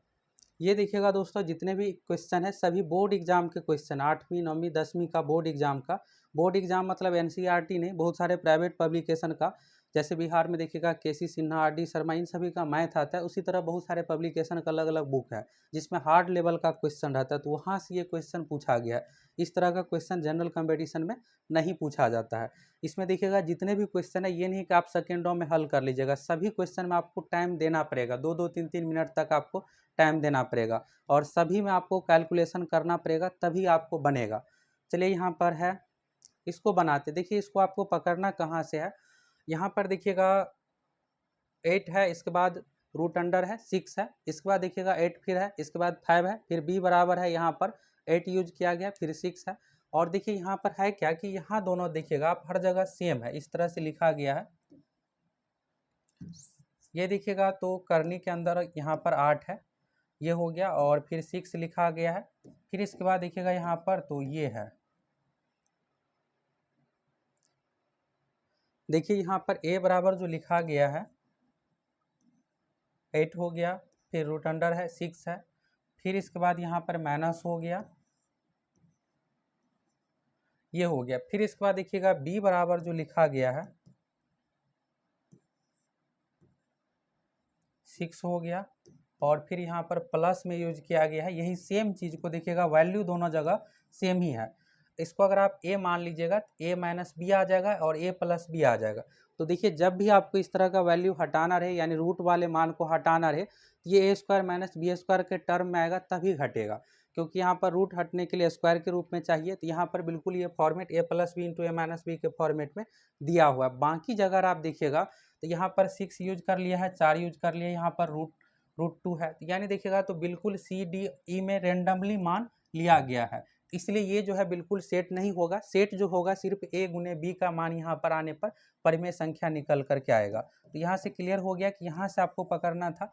इसमें देखिएगा तो एक कैटेगरी का मान लिया गया 8 लिया गया, तो 8 ही यहाँ भी 8 है, तो 8 ही यहाँ पर 8 है, तो यहाँ भी 8 ही लिया गया है। तो इसलिए यहाँ पर a गुने b करने पर ये मान जो है स्क्वायर के रूप में आएगा, तो फिर रूट यहाँ से हट जाएगा। तो चलिए ये क्लियर हो गया कि a गुने b वाला सही होगा और बाकी जो है कोई भी इसमें से ऑप्शन सही नहीं होगा। इसमें पूछा ही जा रहा था परिमेय संख्या कौन सी होगी, तो परिमेय मतलब यही है कि रूट हट जाना चाहिए, अगर रूट हट गया तो फिर यहाँ पर परिमेय संख्या हो जाएगी। चलिए अगला क्वेश्चन यहाँ पर रेलगाड़ी से रिलेटेड है, तो रेलगाड़ी वाला तो नॉर्मल ही है। यहाँ पर आप देखिएगा यदि एक 170 मीटर रेलगाड़ी एक निश्चित दूरी से चलते हुए 180 मीटर लंबी खड़ी हुई रेलगाड़ी को 15 सेकंड में पार कर जाती है, तो रेलगाड़ी की गति है। तो देखिए रेलगाड़ी की चाल आपको बताना है, चाल बराबर क्या होता है, दूरी। तो दूरी यहाँ पर डिस्टेंस इसमें जो टोटल हो जाएगा रेलगाड़ी वाले में, होता क्या है कि रेलगाड़ी वाले में रेलगाड़ी और जिस रेलगाड़ी या फिर खंभा में तो नहीं दूरी है, प्लेटफॉर्म पुल जिस भी चीज़ को पार करेगा ये भी डिस्टेंस जुटता है। 170 प्लस 180 दोनों ये जुट जाएगा, 170 प्लस 180 हो गया। ये दोनों देखिए मीटर में दिया हुआ है, तो डी का मान जो टोटल यहाँ से निकल करके आ गया, इसको अगर आप जोड़िएगा तो 350 आ जाएगा, तो यानी 350 मीटर यहाँ पर आ गया।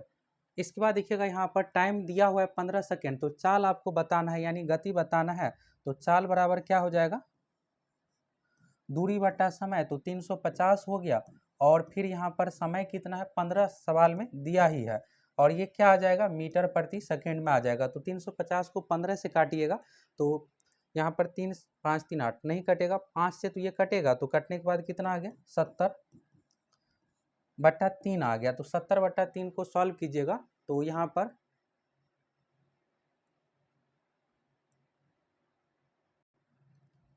तो देखिए यहाँ पर 23.1/3 वाला जो मान है ये सही हो जाएगा, 23×69 मीटर प्रति सेकेंड, ये सही हो जाएगा। तो चलिए यहाँ पर ये क्लियर हो गया। रेलगाड़ी वाले में देखिए यहाँ पर 170 मीटर रेलगाड़ी है और 180 मीटर दूसरी ट्रैक पे जो गाड़ी खड़ी है रेलगाड़ी उसको पार कर रही है, तो दोनों का दूरी इसमें जुटेगा लंबाई। 170 प्लस 180 350 मीटर आ गया। और रेलगाड़ी की गति यानी चाल बताना है, चाल बराबर होता है दूरी बटा समय, तो 350/15, ये मीटर प्रति सेकेंड में ही ऑप्शन में भी पूछा जा रहा है, तो आपको चेंज तो करना ही नहीं है। अगर किलोमीटर में कहता तो फिर आपको चेंज करना पड़ता। इसको काटिएगा तो 70/3 आ गया, फिर इसको पूर्णांक में बदल दीजिए, 23.1/3 मीटर प्रति सेकेंड इसका आंसर हो जाएगा। अगला देखिएगा दोस्तों, यहाँ पर है 1/2 एवं 2/5 का एलसीएम है। देखिए जब भी भिन्न का एलसीएम पूछा जाता है तो अंश का एलसीएम निकालना है, तो 1-2 का यहाँ पर एलसीएम कितना आ जाएगा, 1-2 का एलसीएम आ गया, 1 × 2 यहाँ 2 आ गया, और 4 और 5 का एचसीएफ जो होगा यहाँ पर एलसीएम जब भी पूछेगा भिन्न वाले का, तो जो पूछेगा वही आपको निकालना है अंश का और हर का उल्टा। तो यानी एलसीएम पूछ रहा है तो अंश वाले यानी ऊपर वाले मान का एलसीएम निकाल दीजिए, नीचे वाले मान का एचसीएफ निकाल दीजिए। अगर यही एचसीएफ पूछता, ऊपर वाला का एचसीएफ निकालते, नीचे वाला का एलसीएम निकालते। तो ध्यान ये रखना आपको कि जो चीज़ पूछेगा ऊपर वाले मान को, जैसे 1 2 है वही चीज़ निकालना है, तो एलसीएम निकालना है, तो 4 5 का यहाँ पर एचसीएफ आपको निकालना है। तो एचसीएफ में देखिए यहाँ पर जब कोई कॉमन नहीं रहता है आपस में, तो एक उसका हो जाता है, तो 1 हो गया, तो यानी 2/1 बराबर यहाँ पर इसका आंसर हो गया 2। चलिए ये भी क्लियर हो गया। अब अगला चलिए देखिए, इसमें देखिएगा तो n एक प्राकृतिक संख्या है, तो 9 का पावर 2n माइनस 4 का पावर 2n पूर्णतः द्वारा विभाजित होगा। तो देखिए दोस्तों यहाँ पर n प्राकृतिक संख्या मतलब n का मान 1 2 3 आपको लेकर के चेक करना है। तो n के जगह पर यहाँ पर देखिएगा जो दिया हुआ है 9 का पावर 2n, तो 1 ले लेंगे तो 2 गुने 1 यहाँ पर हो गया, माइनस 4 का पावर 2n, तो 2 गुने 1 ले लिए, तो 9 का पावर 2 यानी 81 आ गया, और 4 का पावर 2 यानी 16 आ गया। इसको घटाइएगा 65 आ जाएगा। तो 65 का यहाँ पर जो फैक्टर होगा 13 पंचे 65 होता है, 13 गुने 5। तो ये देखिए यहाँ पर 13 से भी विभाजित होगा और 5 से भी, यानी बोथ ए और बी दोनों से यहाँ पर विभाजित ये होगा। ये क्लियर हो गया। चलिए अब अगला देखिए, यहाँ पर देखिए यहाँ पर है 2 पेंसिल 3 रबर का दाम 18 रुपये है। तो जब एक पेंसिल 2 रबर का कीमत 11 है तो प्रत्येक पेंसिल का मूल्य होगा। देखिए पेंसिल को P मान लेते हैं, रबर को R मान लेते हैं। तो यहाँ पर जो दिया हुआ है 2 पेंसिल, तो यानी 2P हो गया प्लस 3 रबर यानी 3R का मान कितना दिया हुआ है 18 रुपये है। इसके बाद देखिएगा यहाँ पर एक पेंसिल, यहाँ से चलिए इसको शुरू करते हैं। 2 पेंसिल हो गया और फिर यहाँ पर 3 रबर का जो दाम दिया हुआ है 18 रुपये, ये हो गया समीकरण फर्स्ट। अगला देखिएगा यहाँ पर है जबकि एक पेंसिल, यानी 1P हो गया प्लस 2 रबर यानी 2R, रबर को R से मान रहे हैं, बराबर 11। ये देखिएगा यहाँ पर तो सेकेंड नंबर का समीकरण हो गया। चलिए ये हो गया। इसके बाद देखिएगा यहाँ पर कहा जा रहा है कि प्रत्येक पेंसिल, तो देखिए जब यहाँ पर समीकरण को आपको काटना है तो किसी एक को आपको बराबर करना पड़ेगा। तो यहाँ पर देखिएगा पेंसिल का पूछ रहा है तो रबर को बराबर करने के लिए दोनों में गुना करना पड़ेगा। तो पेंसिल वाला यानी इस समीकरण में 1P है, यहाँ पर 2P है। तो समीकरण 2 में अगर आप 2 से गुना कर दीजिएगा तो फिर ये कट जाएगा आपस में, फिर आपका मान यहाँ पर सॉल्व हो जाएगा। तो चलिए यहाँ पर समीकरण 2 में 2 से गुना करते हैं। तो गुना करने के बाद चलिए यहाँ पर लिखते हैं, तो 1P है तो यहाँ पर 2P हो गया, प्लस 2R है तो यहाँ पर 4R हो गया, और 11 है तो 11 दूना यहाँ पर 22 हो गया। अब दोनों समीकरण को घटा देंगे तो यहाँ पर प्लस है तो माइनस होगा, प्लस है तो माइनस होगा, यहाँ भी माइनस होगा। अब इसको काटेंगे, कट गया, 3R में से 4R गया तो यानी माइनस R बचाएगा। यहाँ पर ये प्लस 4R नहीं रहा, यहाँ पर माइनस आ गया तो माइनस चिन्ह समझेंगे अब यहाँ पर। चलिए ये हो गया। इसके बाद देखिएगा यहाँ पर 18 में से -22, तो ये भी यहाँ पर -4 आ गया। तो R का मान यहाँ पर आ गया 4, तो यानी एक रबर का दाम जो है 4 रुपये है। अब आपको सवाल में निकालना जो है पेंसिल का दाम निकालना है, तो किसी समीकरण पर रख दीजिए। चलिए इसी पर रखते हैं। तो 1P का मान आपको चाहिए, तो 2R यहाँ पर देखिएगा तो 1P प्लस 2R, R का मान यहाँ पर 4 रुपये निकल करके आ गया है, बराबर 11 हो गया। तो 1P का जो मान होगा, पेंसिल का मान जो होगा 11 माइनस 8 बराबर 3, तो यानी P का मान कितना आ गया 3 रुपया यहाँ पर आ गया आंसर। तो यहाँ पर पूछा जा रहा था आपसे कि प्रत्येक पेंसिल का मूल्य क्या होगा, तो 3 रुपये यहाँ पर आंसर आ गया। अब देखिए अगला क्वेश्चन है, यहाँ पर x ने 5 पेंसिल 24 रुपया में खरीदी, 4 पेंसिल 20 रुपये की दर से बेचा, तो लाभ या हानि प्रतिशत ज्ञात करें। देखिए यहाँ पर करते क्या है कि इधर रुपया हो गया और यहाँ पर वस्तु को रखेंगे इस तरह से। तो चलिए इसको बनाते हैं। तो रुपया यहाँ पर कितना है 24 है, वस्तु कितना हो गया 5 हो गया, यहाँ पर 5 पेंसिल 24 रुपया में। फिर इसके बाद देखिएगा यहाँ पर 4 पेंसिल 20 की दर से, तो रुपया यहाँ पर रखेंगे और पेंसिल जो है यहाँ पर रखेंगे वस्तु। अब दोनों को क्या करना है, क्रॉस गुना आपको यहाँ पर कर देना है। तो क्रॉस गुना करने के बाद जो मान आएगा यहाँ पर 24 चौका 96 आ गया, और फिर यहाँ पर 20 पंचे 100 आ गया। आपको ध्यान ये रखना है कि उधर जो राइट साइड वाला मान होता है, चलिए इसको मूव करते हैं।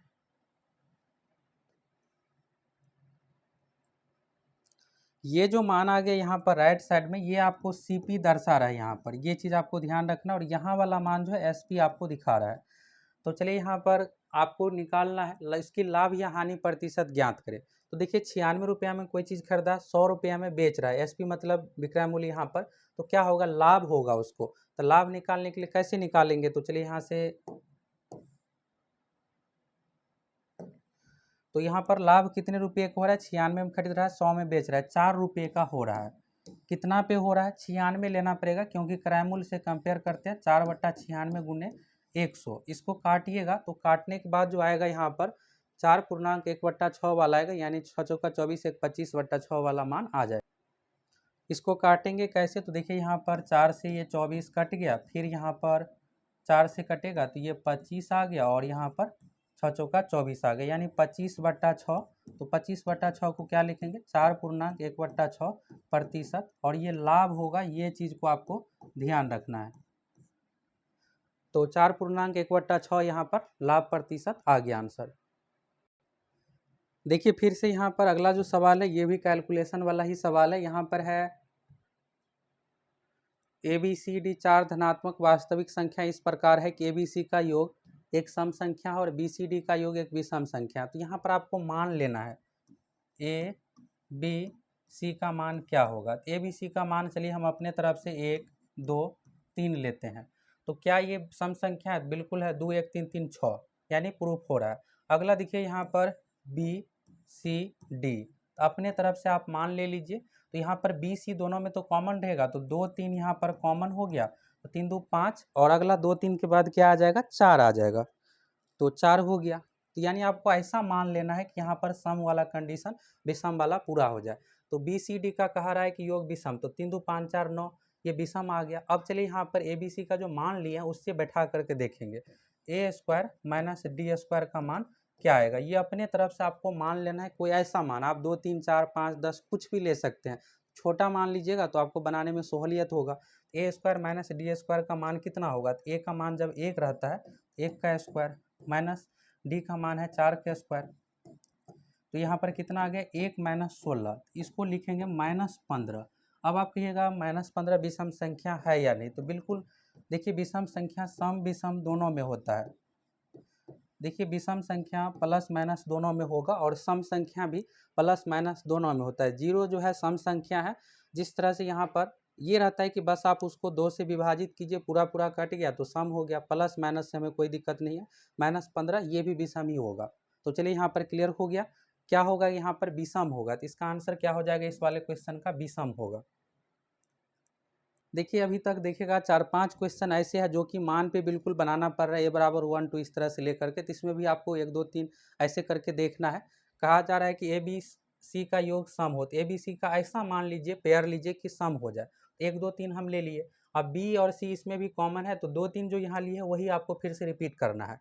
और D के जगह पर कोई ऐसा मान लीजिए कि जो यहाँ पर विषम हो जाए, 2 3 5 था तो 4 ले लिए 9, ये विषम हो रहा है। अब यहाँ पर A² माइनस D² कर दिए तो -15 आ गया, विषम आ गया। अगर ये सम आता तो सम यहाँ पर आंसर देते। अगला देखिएगा यहाँ पर x y से 50% ज़्यादा है तो y x से कितना होगा, ये आपको बताना है। देखिए इसको कुछ नहीं, कम अधिक वाला जो भी रहता है, चाहे पेट्रोल वाला चीनी वाला ये रहे, एक का अगर ज़्यादा अधिक किया जाता है तो 50% ज़्यादा किया गया तो 50 लिखिए, और नीचा में आप जोड़ के ही लिखिए। कम अगर रहता तो घटा करके लिखते। तो 100 में आपको क्या करना है, ज़्यादा किया गया है तो 100 + 50 यहाँ पर कर दीजिए, और फिर प्रतिशत निकालना है तो 100 से गुना, तो 50 बटा यहाँ पर 150 हो गया गुने 100। तो इसको सॉल्व करिएगा तो 33.1/3 आ गया इसका आंसर।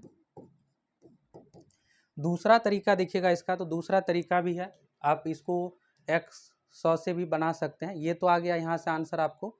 चलिए अब दूसरा तरीका आप सभी देख लीजिए।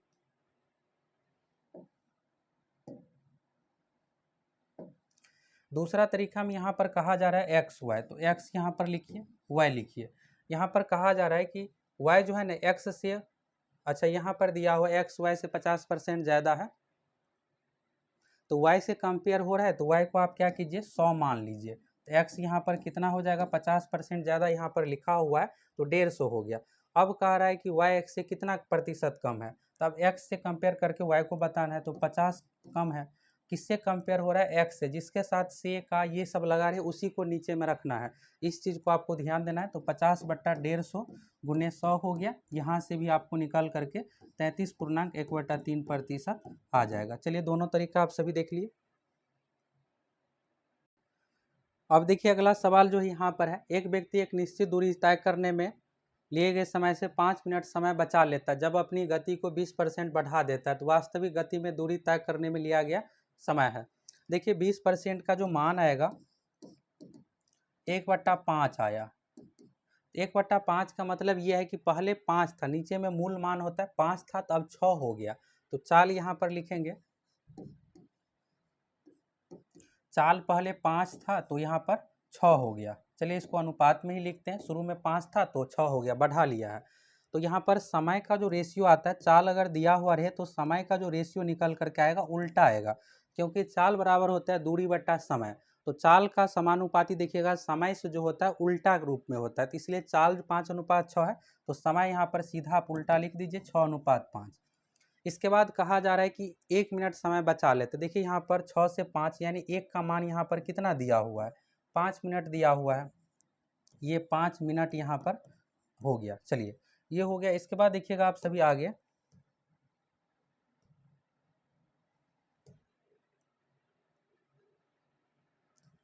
तो आपसे कहा जा रहा है कि अपनी वास्तविक गति से तय करने में लिया गया समय यानी शुरू वाला कितना होगा। तो शुरू वाला यहाँ पर आप सभी देखिएगा तो 6 दिया हुआ है, तो इसी 6 यूनिट का आपको मान निकालना है। इसका 25 नहीं होगा, 30 आंसर होगा।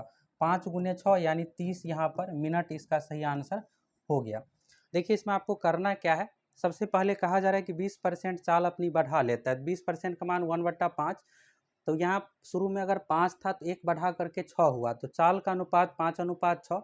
चाल और समय के बीच में उल्टा रिलेशन होता है, तो समय जो है 6:5 आ जाएगा। यानी शुरू में 6 समय लग रहा था तो अब 5 लग रहा है, तो यही 5 मिनट समय बच रहा है। तो यहाँ पर अगर आप यूनिट में देखिएगा रेशियो में, तो 6 से 5 यानी 1 का कमी है, और वहाँ पर कहा जा रहा है 5 मिनट बचा लेता है, तो 1 का मान 5 मिनट। तो आपको कहा जा रहा है कि वास्तविक गति, तो ये 6 वाला निकालना है आपको, शुरू वाला पूछा जा रहा है आपसे, लास्ट वाला नहीं पूछा जा रहा है, ये आपसे पूछा जा रहा है। तो 6 यूनिट का मान 5 गुने 6 30 मिनट इसका आंसर होगा।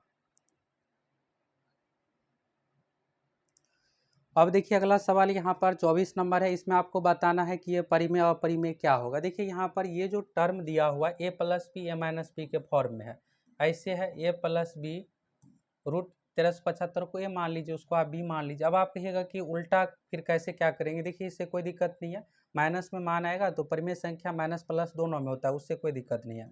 a+b a-b के फॉर्म में यहाँ पर आ गया, तो इसका मान क्या होता है a² - b²। तो जैसे यहाँ पर देखिए 1375 का स्क्वायर करेंगे क्या हो जाएगा, यहाँ पर एक जगह पर अगर 1375 आप लीजिएगा,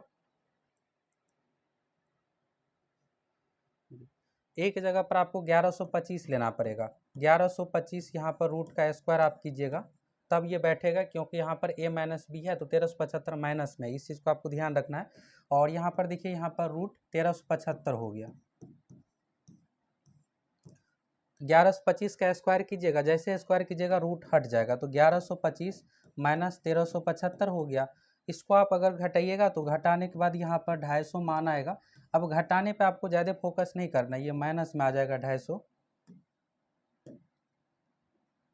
चलिए माइनस 250 आ गया, तो माइनस में भी परिमेय संख्या है, बिल्कुल यहाँ पर धनात्मक का तो कोई कंडीशन था नहीं, तो परिमेय संख्या माइनस प्लस दोनों में होता है, बस ये है कि रूट में मान नहीं रहना चाहिए। तो क्या हो जाएगा इसमें रेशनल नंबर यानी परिमेय इसका आंसर होगा। चलिए अब अगला क्वेश्चन आप सभी देखिए, अगला क्या होगा। अगला देखिएगा, यदि दो संख्याओं ए बी का महत्तम समावर्तक 4 है और एल लॉस यानी लघुत्तम समापवर्तीय 400 है, तो ए बी के संख्या युग्मों की संख्या होगी। ये पेयर वाला सवाल है, तो पेयर वाले सवाल में क्या करते हैं, एम एन का मान निकालना है। तो एम गुने एन बराबर जो होता है दोस्तों, ये सूत्र आप ध्यान रखिएगा, गुणनफल बट्टा HCF का स्क्वायर होता है।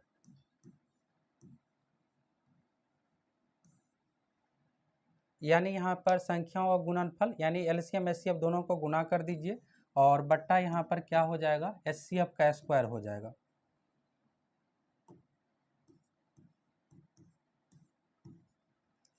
तो चलिए यहाँ पर संख्याओं का गुणनफल बटा HCF का स्क्वायर होता है, तो संख्याओं का गुणनफल कितना होगा, पहली संख्या गुने दूसरी संख्या बराबर होता है लॉ सौ गुने मौसौ, ये तो आपको पता होगा। तो दोनों सूत्र का यहाँ पर प्रयोग होगा। ये जो गुणनफल है ये संख्या का गुणनफल है, तो संख्या का गुणनफल निकालने के लिए क्या करते हैं, पहली संख्या गुने दूसरी संख्या बराबर एलसीएम गुने एचसीएफ। संख्या नहीं पता है तो यहाँ पर एलसीएम गुने एचसीएफ ही ले लेते हैं। तो एम एन का पेयर यहाँ पर जो होगा 4 गुने 400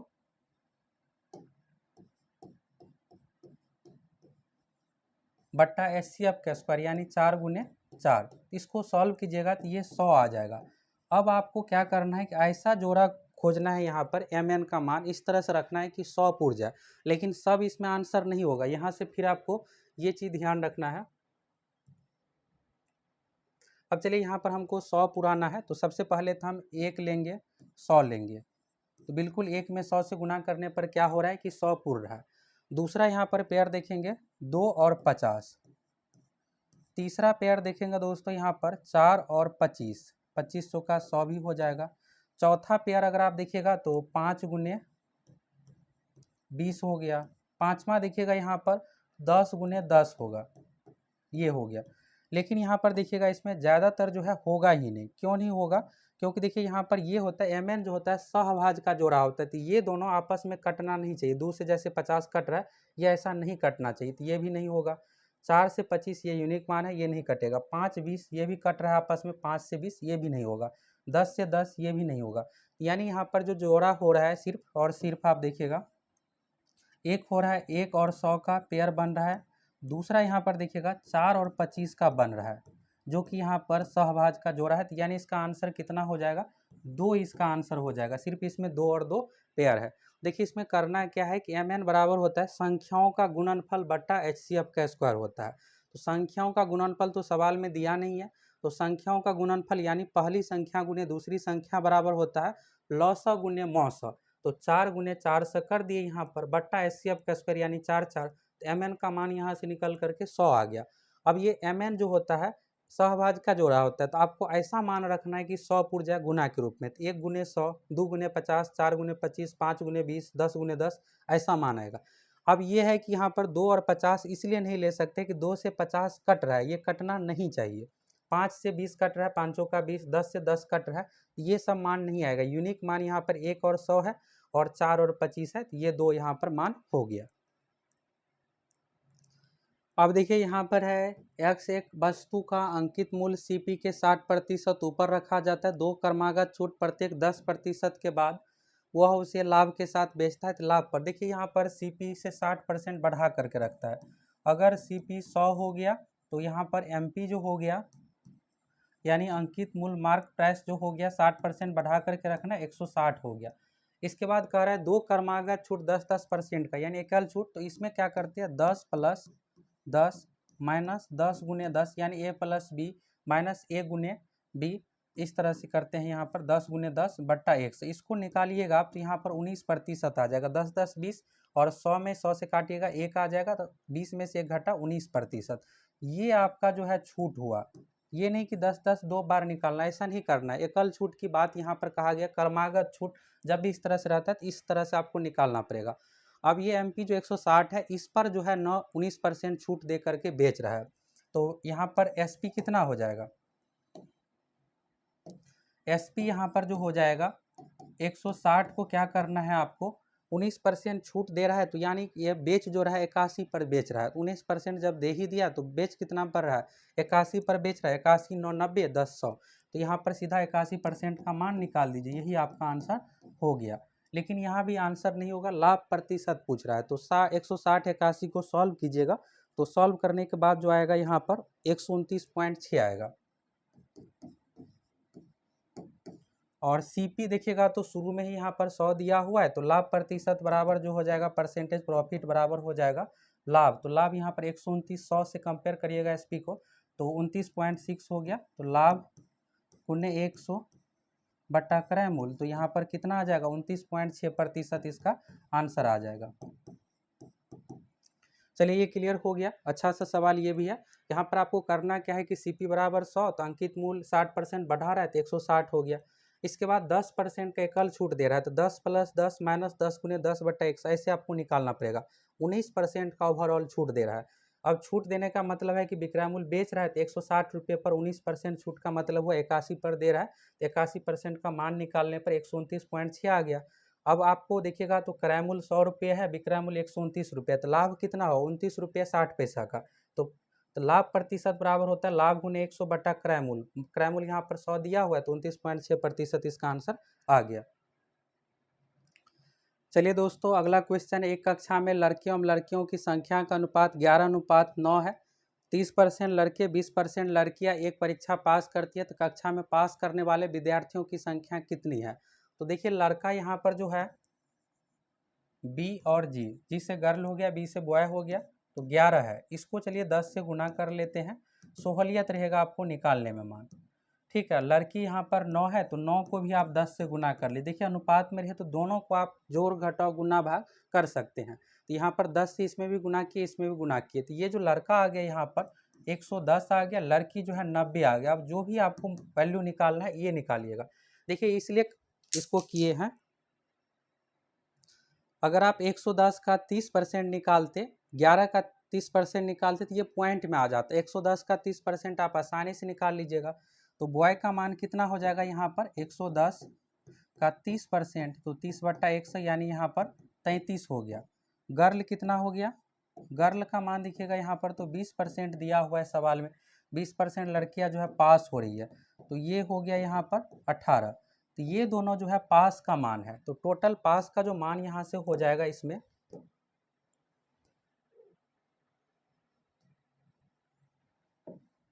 इसमें जो दोस्तों पास जो हो रहा है टोटल विद्यार्थी 33 18 को जोड़िएगा तो 51 हो गया। अब आपसे कहा जा रहा है पास प्रतिशत कितना होगा, तो परसेंटेज में अगर आप पास को निकालिएगा तो यहाँ पर आपको क्या करना पड़ेगा 51/200 करना पड़ेगा। 200 इसलिए करना पड़ेगा कि लड़का और लड़की दोनों मिला करके 110 और 90 है। अब आप 11 9 को भूल जाइए, 110 90 को आप समझिए, तो 110 90 को जोड़िएगा 200 आ गया, तो 51/200 गुने 100 कीजिएगा, इसका मान निकल कर क्या आ गया, यहाँ पर 2 आ गया। 51/2 यानी कि यहाँ पर 25.5% जो है पास हुआ है। फेल पूछा जाता तो 100 में से 25.5 को घटा करके आंसर देते, तो 25.5 इसका आंसर हो जाएगा। देखिए दोस्तों अगला जो क्वेश्चन है रेस वाला है। बिहार एसएससी में देखिएगा तो इससे पहले रेस वाले कंसेप्ट पर इससे पहले सवाल नहीं पूछा गया, इस बार देखिएगा पूछा गया है। तो ये अगर आप चाहते हैं कि यूट्यूब पर वीडियो करवा दिया जाए तो आप लोग कमेंट कीजिए। चलिए पहले इसको डिस्कशन आप देख लीजिए कैसे बनाना है। देखिए यहाँ पर 900 मीटर रेस है। रेस वाले सवाल में ये होता है कि जो अगर जीत रहा है तो जीतने वाले का मतलब ये हुआ कि 900 मीटर का रेस है, 900 का 900 मीटर ये पूरा दौड़ा है। और अगर कोई 100 मीटर से हार गया तो जैसे यहाँ पर 900 है तो जो जीत रहा है वो 900 का 900 दौड़ेगा। 100 मीटर से हारने का मतलब हुआ कि दूसरा वाला जो है ये 800 मीटर ही दौड़ पाया, इसलिए यहाँ पर 100 मीटर से हार गया। 800 मीटर दौड़ा, 900 मीटर टोटल पूरा करना था, इस तरह से ये है। और चलिए यहाँ पर इसको बनाते हैं। तो यहाँ पर है 900 मीटर की रेस में ए बी से 270 मीटर से और सी जो है 340 मीटर से पराजित करता है।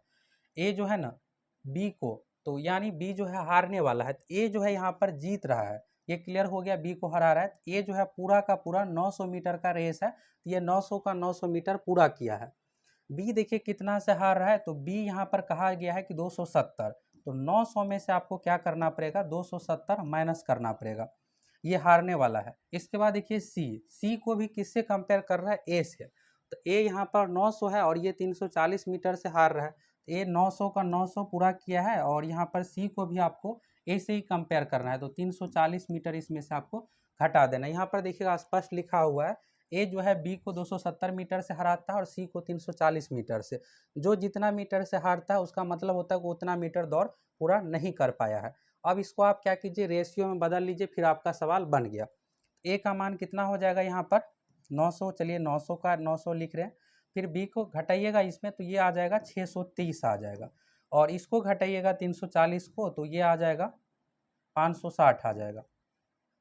अब देखिए आपको जो कंपेयर करना है रेस में बी और सी को मीटर से पराजित करता है, तब आपको ए से कोई मतलब नहीं, बस आपको बी और सी का रेशियो आगे लेकर के चलना है। ए को अब आप भूल जाइए क्योंकि ए से यहाँ पर देखिएगा अब कोई कंपेरिजन नहीं है, ए यहाँ ही तक था। अब चलिए यहाँ पर आगे का जो प्रक्रिया करेंगे,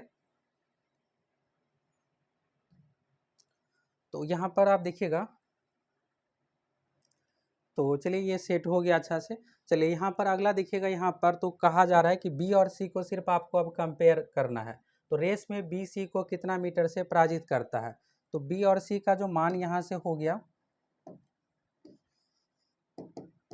बी का मान जो हो गया दोस्तों यहाँ पर 630 दिया हुआ है, और सी का मान आप देखिएगा, तो सी का मान यहाँ पर 560 है। तो चलिए इसको काटेंगे, सबसे पहले तो जीरो इसका उड़ जाएगा, और फिर इसको आप 7 से काटिएगा तो ये 9 आ गया, और ये आ गया 7 से काटने पर 7 अट्ठे 56। यानी बी और सी का जो मान आ रहा है यहाँ पर 9 आ रहा है, और सी का मान जो आ रहा है यहाँ पर 8 आ रहा है। अब देखिए यहाँ पर एक चीज़ और आपको ध्यान रखना है, रेस वाले में ये कंसेप्ट ही होता है। करना क्या रहता है, अब देखिए यहाँ पर रेस जो है दो तरह से है। एक है तो एक बार देखिए यहाँ पर ए बी सी तीनों दौड़ रहा है। ए बी सी तीनों में दौड़ने पर क्या होता है कि ए जो है बी और सी दोनों को हरा देता है। अगला कंडीशन में देखिएगा फिर से एक बार और रेस होता है, जिसमें बी और सी दोनों ही सिर्फ भाग लेता है। तो अगला जो कंडीशन है, रेस में बी सी को मीटर से पराजित करता है, तो दूसरे वाले फिर से एक बार और रेस करवाया जाता है जिसमें बी और सी भाग लेता है। तो अब बी यहाँ पर जीत रहा है, तो जीतने वाला जो है 900 मीटर जो दिया हुआ है, ये 900 का 900 मीटर पूरा दौड़ेगा। यही चीज़ इसमें आपको ध्यान रखना रहता है। देखिए रेस वाले में होता क्या है कि जो अगर जीत रहा है तो जीतने वाले का मतलब ही है, अगर 900 मीटर दिया हुआ है, 800 मीटर या 100 मीटर दिया हुआ, तो ये पूरा का पूरा दौड़ेगा। तो पहला वाला रेस हुआ था ए बी सी तीनों का, जिसमें ए जीता था, उससे हमें यहाँ पर बी और सी का मान निकल गया, रेशियो निकल गया। अब फिर से एक बार एक और रेस होता है, रेस में बी सी को कितना मीटर से पराजित करता है ये पूछ रहा है। तो यहाँ पर जो है बी जो है जीत रहा है, तो जीतने वाला का मतलब है कि 900 का 900 मीटर ये पूरा का पूरा दौड़ रहा है, और सी हार रहा है, तो उस अनुसार आपको निकालना पड़ेगा। तो बी का जो 9 मान है, इसी 9 को आपको 900 बनाना है, क्योंकि ये 900 मीटर दौड़ करके जीता है। इसको आप 100 से गुना कीजिएगा, तब ये 900 हो जाएगा। तो उसी तरह से रेशियो अनुपात में है, तो ये भी 100 से गुना होगा। तो यानी बी का मान जो आ गया यहाँ से 900 आ गया, ये जीत रहा है 900 मीटर दौड़ करके, और सी जो है 800 मीटर दौड़ पाता है। तो यानी ये कितने मीटर से हार रहा है, 100 मीटर से हार रहा है। अगर ये 100 मीटर और दौड़ पाता तो फिर ये भी जीत जाता। तो यानी सी जो हार रहा है 100 मीटर से। तो यहाँ पर कहा गया है कि रेस में बी सी को कितना मीटर से पराजित करता है, तो 100 मीटर से पराजित करता है। चलिए क्लियर हो गया। बहुत क्लियर नहीं हुआ होगा तो आप लोग कमेंट कीजिएगा, एक रेस का स्पेशल वीडियो लेकर आएंगे जिसमें आप लोगों को सभी टाइप का करवा देंगे, फिर क्लियर हो जाएगा।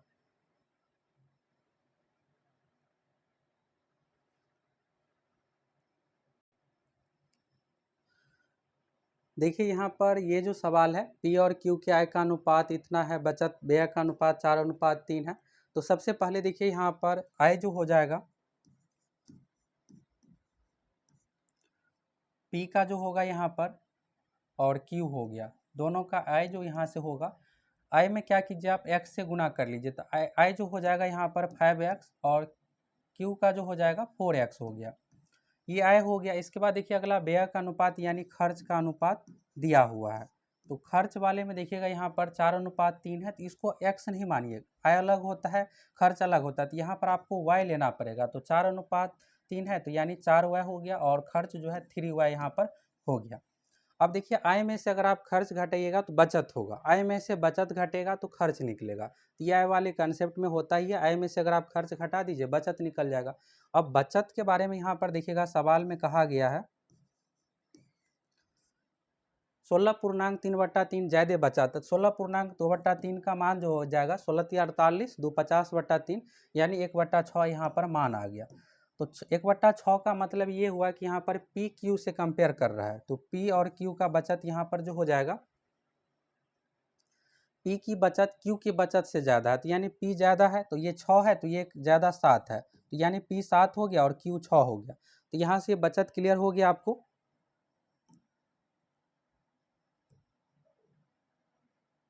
चलिए अब आपको क्लियर दिख रहा होगा।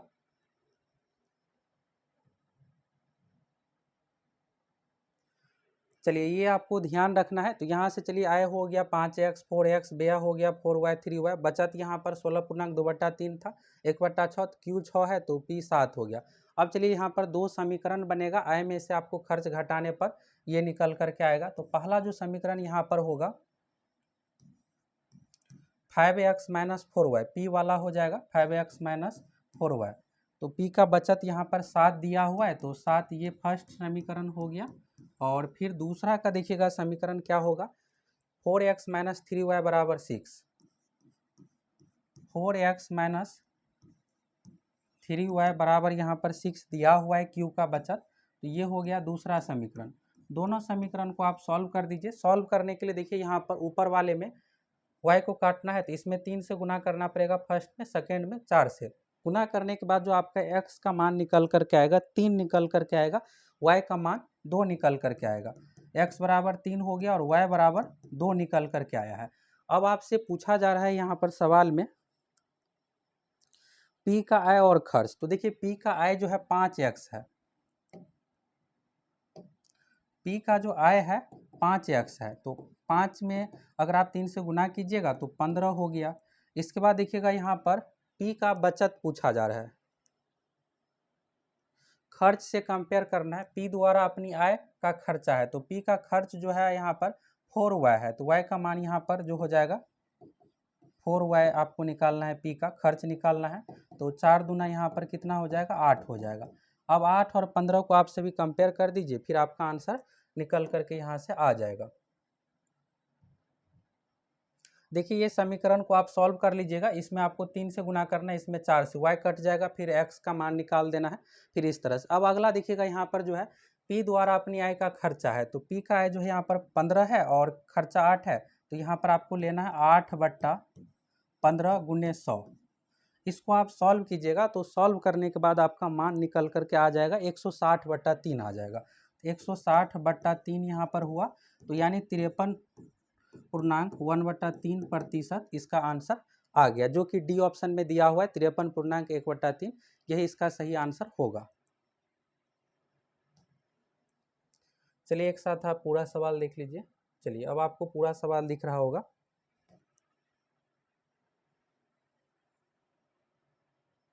और देखिए दोस्तों, आप सभी वीडियो को अधिक से अधिक लाइक जरूर कर दीजिएगा, कमेंट भी कीजिएगा। चलिए यहाँ से अब लास्ट सवाल है और देख लीजिए। देखिए जितने भी तरह का क्वेश्चन था, चाहे आसान हो टफ हो, सभी तरह का डिस्कशन आप लोगों को करवा दिए हैं। आगामी CGL 3 CGL 4 आपको और इंटर लेवल में ये काम आएगा। इस टाइप का कंसेप्ट पे पूछा जाएगा, तो फिर आप बना लीजिएगा। अगला देखिए यहाँ पर है, किसी निश्चित राशि से 6 वर्षों में साधारण ब्याज दर पर तिगुनी हो जाते, तो 9 होने के लिए वर्षों की संख्या कितनी है। शुरू में देखिएगा CI पे था, ये SI पे है, तो 6 वर्षों में तिगुनी, तिगुनी का मतलब हुआ P से यहाँ पर 3P हो रहा है, तो साधारण ब्याज कितना हो जाएगा, इसमें से घटाना पड़ता है, तो 3P में से P को घटाइएगा तो कितना आ जाएगा 2P, यही ब्याज होगा। तो ब्याज वाले साधारण ब्याज में ही रहता है कि एक आपको कम करके लेना है।